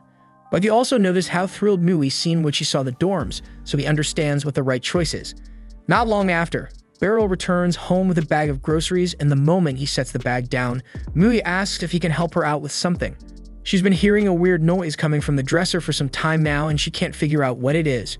Beryl decides to check it out, so he gets down to listen closely, and there's definitely a sound coming from there. He lifts up the dresser and moves it aside to see what's making the noise, and surprisingly, he discovers a hole in the wall. A few moments later, some rats dash out, and Mui isn't particularly fazed since she's been living with rats her whole life. But Beryl, in contrast, immediately goes into combat mode, determined to wipe the rats out completely. He successfully drives one outside, but the other two get clever and run underneath the table, making it impossible for Beryl to smack them with the broom. Beryl quickly improvises, pulling his shirt off to try to trap the rats, but they skillfully evade all his attempts. Eventually, Beryl loses patience and flips over the whole table, crushing one of the rats underneath, leaving only one more to deal with.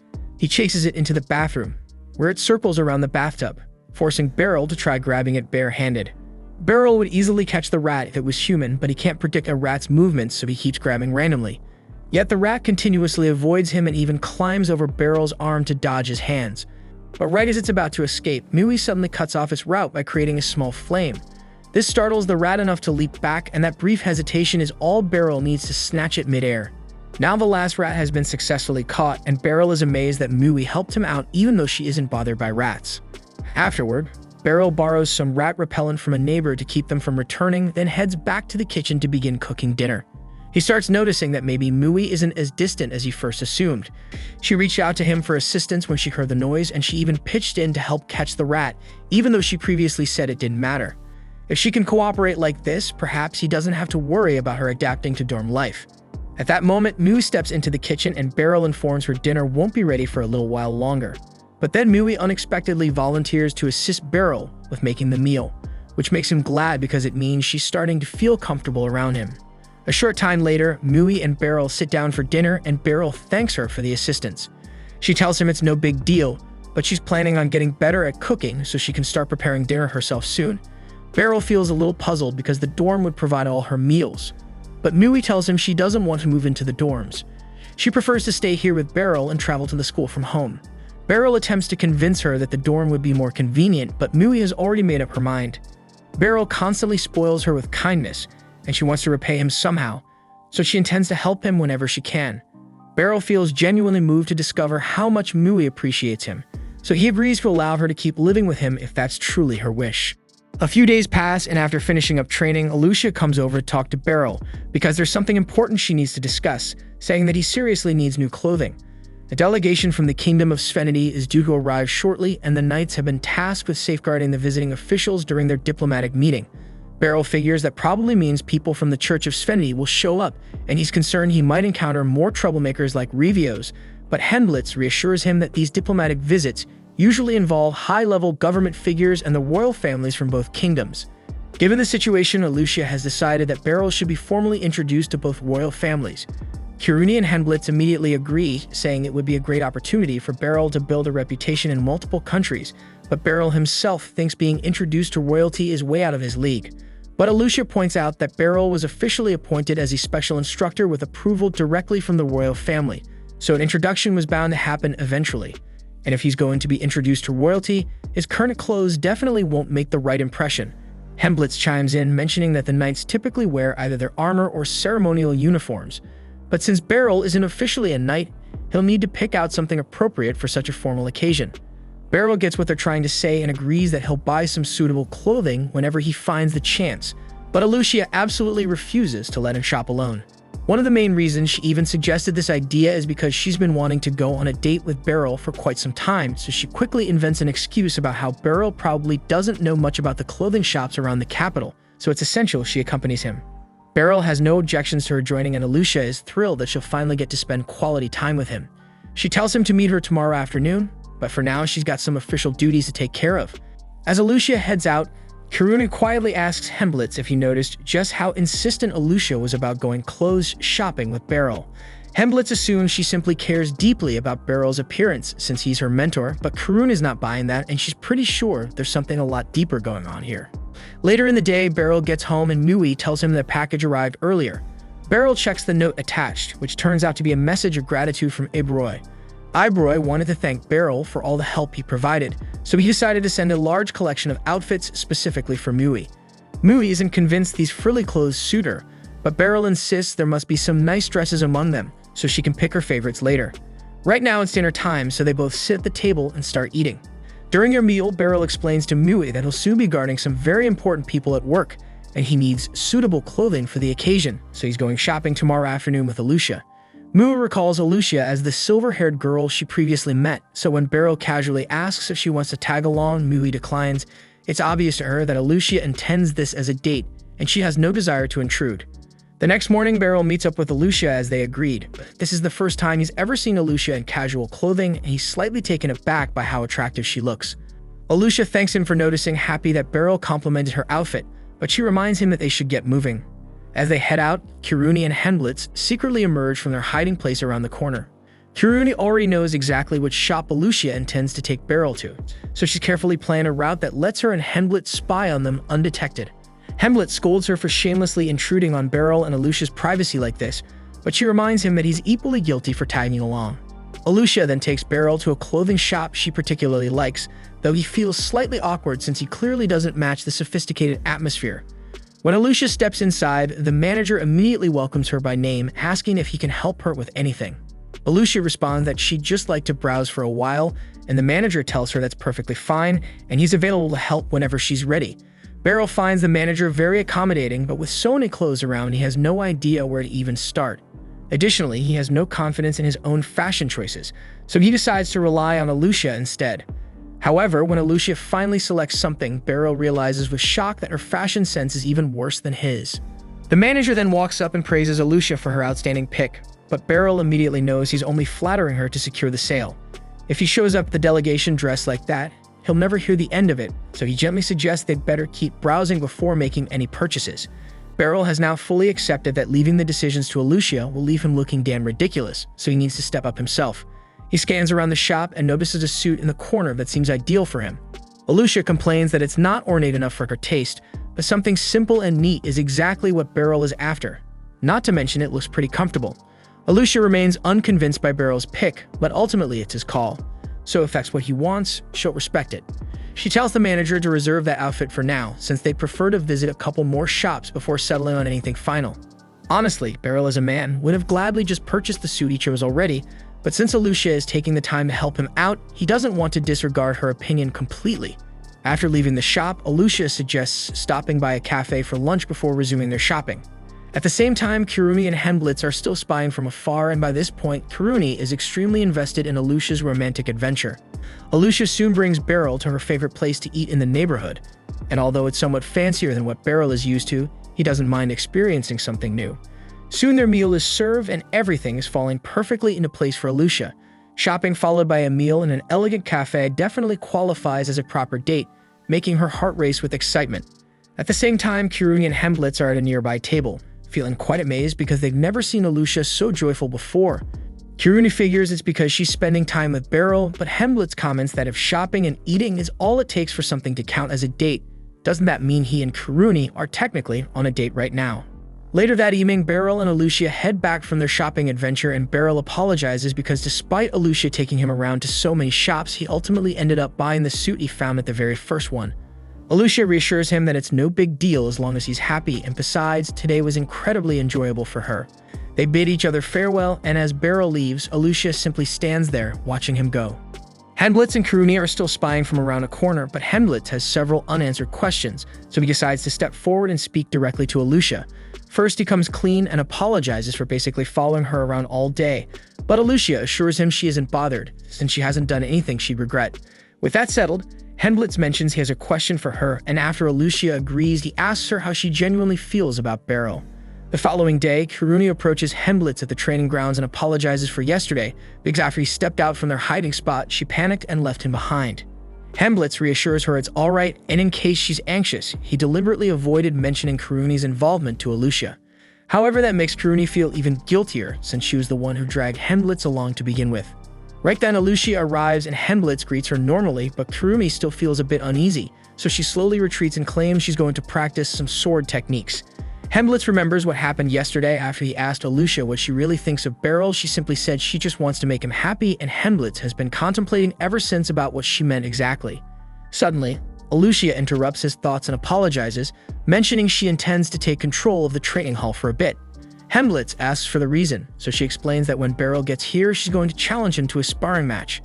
Helmblitz is stunned to hear this, but Alucia rationalizes the decision by explaining that witnessing Beryl directly face the Knight Commander would greatly strengthen everyone's confidence in him. Helmblitz understands, since even a defeat would serve as clear evidence that Beryl is fully capable as their instructor, but Helmblitz can't help but wonder aloud if that's truly the only motivation she has for wanting to duel him. Alucia admits that should she emerge victorious, she's planning to reveal one of her personal wishes to Beryl, but that's as much as she'll reveal, so she politely excuses herself to go prepare. Once Alucia departs, Kirumi returns to Helmblitz, curious about what he and Alucia discussed. Hemblitz fills her in on Alucia's plans, explaining that she intends to challenge Beryl as soon as he arrives, and if she wins, she'll confess one of her personal desires to him. Kiruni starts panicking because that's got to mean Alucia plans to confess her feelings to Beryl, and thinking about it now, it totally makes sense considering how happy she looked yesterday. Both agree Alucia is incredibly attractive and has a charming personality, so any man would be thrilled by her confession, but there's really no telling how things will unfold. A short while later, Beryl shows up, and the moment he enters the hall, Alucia immediately approaches him. Beryl is caught off guard seeing her here since she's usually occupied with other duties around this time, so he asks if she's come for some additional training. Alucia says that's exactly right, telling Beryl she'd like to spar with him, though that's definitely not what he thought she'd say. Alucia mentions wanting some practical combat experience before the delegation arrives, and since she phrased it that way, Beryl finds no reason to turn her down, so he accepts the match. Both grab some training swords and take their positions, though considering Alucia is the knight commander, Beryl seriously doubts his chances here. But since it's just practice for Alucia's sake, he's perfectly fine with being at a disadvantage. Just before they start, Alucia warns Beryl that people nicknamed her Lightning due to how swift she strikes. So you better stay alert, and the moment the match starts, she instantly shows off her incredible speed. Beryl manages to deflect her first strike, which is extremely remarkable since most opponents can't even follow her movements, but he's still nervous since he's never faced someone as fast as Alucia before. Alucia quickly continues with several swift slashes, but Beryl skillfully deflects every single attack and maintains his stance.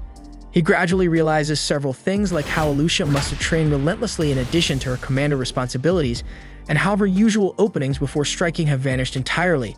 Beryl knows he can't keep deflecting forever, so he switches to attacking, but Alucia effortlessly matches him and steadily forces him back. He needs to pay careful attention to every subtle motion Alucia makes if he wants to spot an opening. And when she charges again, Beryl finally notices a minor weakness in Alucia's stance, allowing him to predict her next move and successfully deflect it.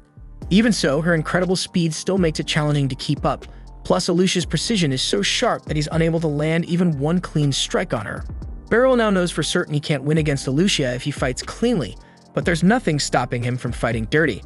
After Alucia lunges towards him again, she notices a vulnerability on Beryl's flank, so she adjusts her stance to strike it, but before she can land her blow, Beryl swiftly seizes her jacket and flings her down. That counts as a victory for Beryl, though Kiruni wonders if it's really okay for him to win that way. Hemblitz reminds her that real battles have no rules anyway, and moreover, Beryl is likely the only person who'd actually pull off a maneuver like that against Alucia. Alucia graciously admits defeat, and Beryl remarks that she fights way too honorably. In actual combat, your enemies will exploit any opportunity they get, fair or unfair, so you should always be ready to respond accordingly. Just then, the clock strikes and Beryl announces he's heading to lunch. After he's left, Hemblitz and Kiruni walk up to Alucia. Kiruni thought the fight was incredible, but she still wants to confirm if Alucia was genuinely planning to reveal her feelings to Beryl had she won. Alucia acts surprised and tells Kirumi she only intended to ask Beryl to accompany her shopping again. Kiruni feels ridiculous now for assuming Alucia had romantic feelings towards Beryl, so she sheepishly walks away. But once Kiruni is gone, Hemblitz poses the exact same question, and Alucia finally confesses that she truly wanted to tell Beryl about her feelings. She cares deeply about Beryl's happiness and would love to be the one responsible for it, but if things don't go as she hopes, she's willing to accept him finding happiness with someone else. Later that evening, Beryl is at home telling Mui about his spar with Alucia and how he barely managed to hold his own.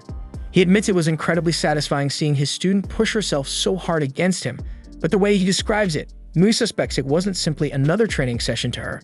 Mui tries to point out that Alucia clearly has feelings for him, but Beryl quickly interrupts her mid-sentence. He already knows what she's about to say, but he doesn't want to hear it since Alucia is his student, and besides, the age difference between them is enormous, so whatever Mui's thinking, it's better it's left unsaid. The following day, Mui arrives home late after her school orientation, so Beryl has already fixed dinner and poured himself a relaxing cup of beer. She asks him if he honestly likes beer that much, and Beryl replies that there's no finer way for him to decompress after a tiring day than enjoying some beer from his cherished mug. Mui mentions that Beryl's mug has a chip in it, but he insists it's no issue since he can still drink from it. More significantly, he spots the bag Mui brought home with her, so he asks what it contains, prompting her to open it and show off what she received. The Institute issued her a new uniform and some introductory textbooks on magic. Although the books are loaned, meaning she'll eventually need to give them back and must take care not to damage them. Beryl feels proud since Mui will officially start attending the Magic Institute in just a few days. She already has her uniform and textbooks ready, but then Beryl remembers his previous visit to the institute and notices that all the students carried school bags. He asks Mui if the school said anything about providing her with a school bag, but since she didn't receive one, she guesses it wasn't included in the starter kit. She reassures Beryl that he shouldn't stress about it, as she can easily just use her sack, but Beryl refuses to settle for that. He insists that Mui absolutely needs an appropriate school bag before her classes start, and though she personally doesn't care much about what kind of bag she uses, she values Beryl's kindness. The following morning, Serena is summoned to the guild master's office as he has a task for her. Serena reads through the report, and Megan clarifies that a team of platinum-ranked adventurers discovered the monster and have managed to trap it within a forest close to the capital. But the guild hasn't executed any decisive actions, yet since they're uncertain whether they possess sufficient strength to subdue it.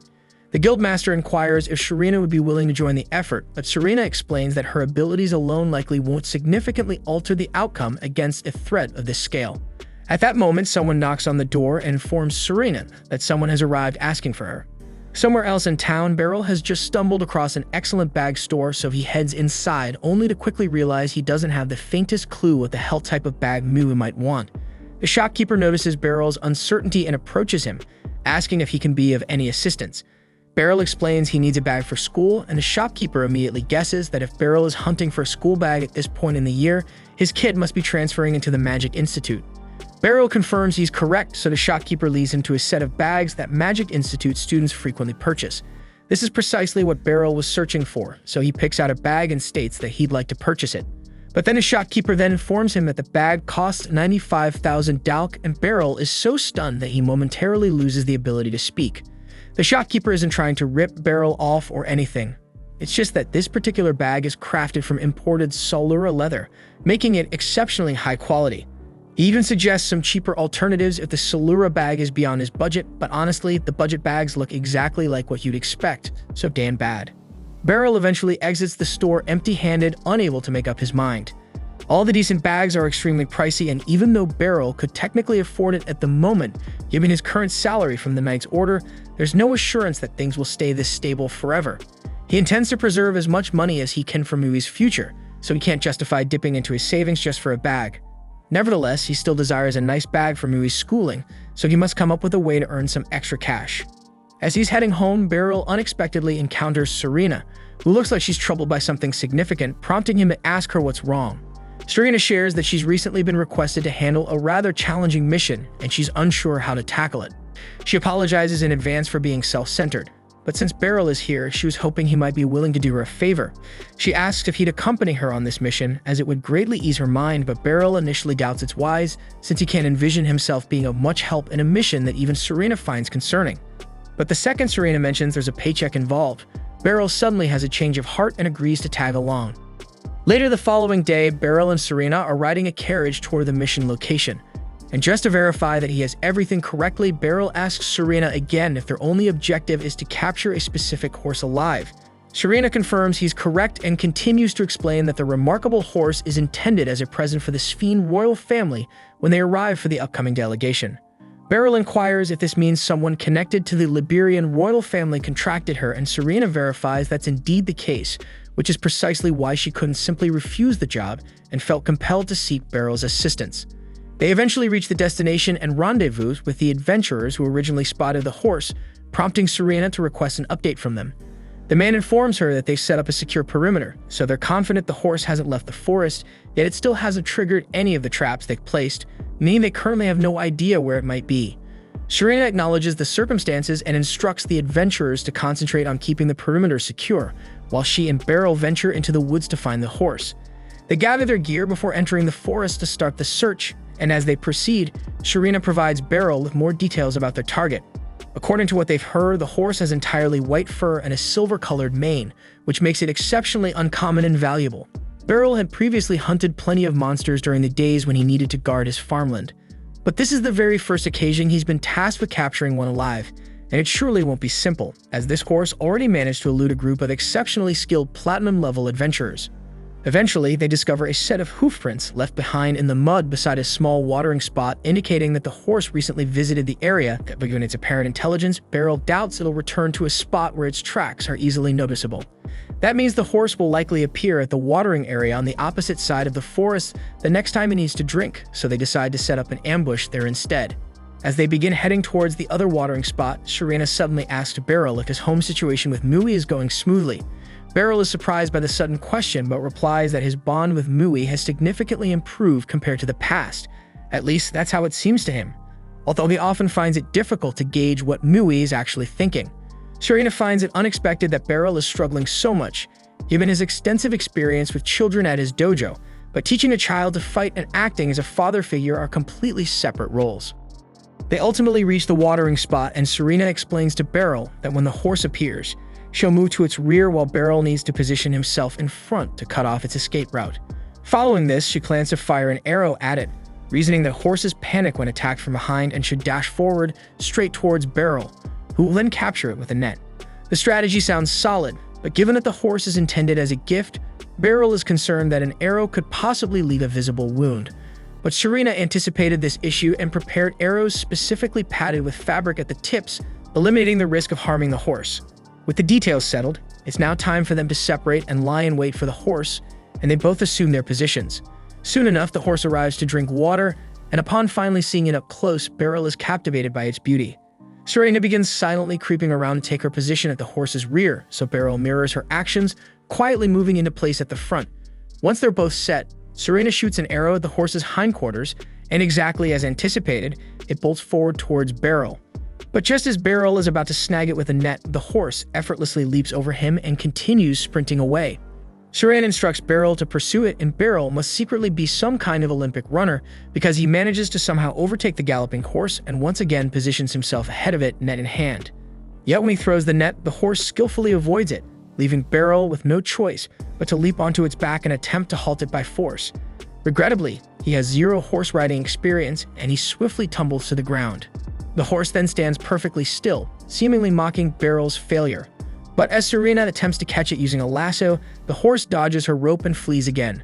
Beryl and Serena resume their pursuit until eventually cornering the horse against a ridge. Serena tells Beryl she'll run forward to scare the horse towards him so he can capture it. But despite the fact that Serena successfully frightens the horse, the damn thing makes a wild jump onto a nearby rocky spire. The horse appears very pleased with itself for evading them once more, but after a second, the spire starts to collapse. Beryl, of course, couldn't simply watch the horse plunge to its death, so he leaps down after it, and they both crash onto the bottom of the ravine. The horse immediately panics since it has no intention of being captured, but Beryl instructs it to settle down, explaining that he can't even attempt capturing it while they're trapped down here. It's impossible for Beryl to scale that rock face, and the horse clearly isn't capable either, leaving them with the sole option of crossing to the opposite bank of the river. For a second, Beryl thinks about swimming across, but after one glance at that freezing, fast-moving water, he drops that damn idea fast. So instead, he unsheaths his blade and swiftly fells the nearby tree with a single strike. Now they can safely cross, and the horse seems to recognize that Beryl intends to help, willingly accompanying him without resistance. As they traverse their improvised bridge, Beryl slips and almost plunges into the river, but the horse grabs him at the last second. Beryl is relieved that the horse rescued him, and it appears they're now on friendly terms, so by the time Serena arrives, capturing it is no longer necessary.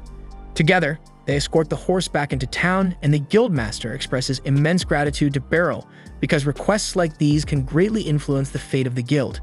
As agreed, Beryl receives a generous payment as compensation, and now that everything is settled, they each depart on their own paths. Using the money from his reward, Beryl managed to purchase the bag from Mui, but upon returning home he couldn't locate her, so he figures she must have gone out to buy some things. Shortly afterwards, Mui comes back and is astonished when she notices that Beryl actually bought her a bag. She clearly stated that she didn't really need a bag, but owning a nice bag herself is seriously awesome.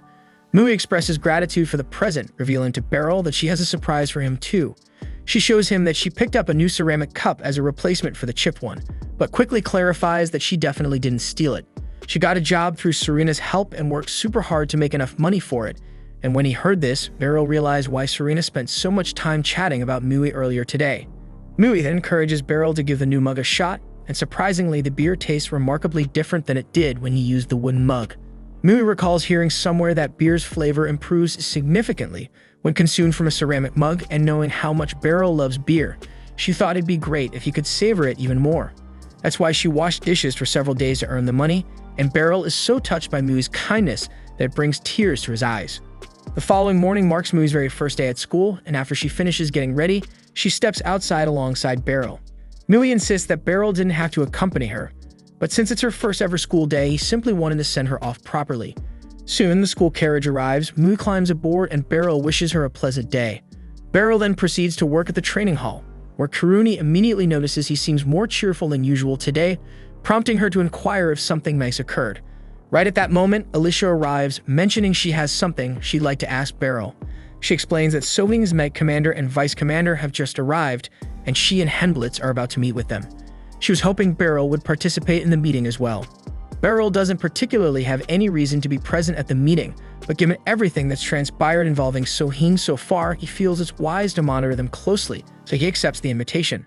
However, upon entering the meeting room, he is startled to discover that the Sohing Med Commander is Rose, his former student. Thanks for watching. Subscribe to not miss the next part.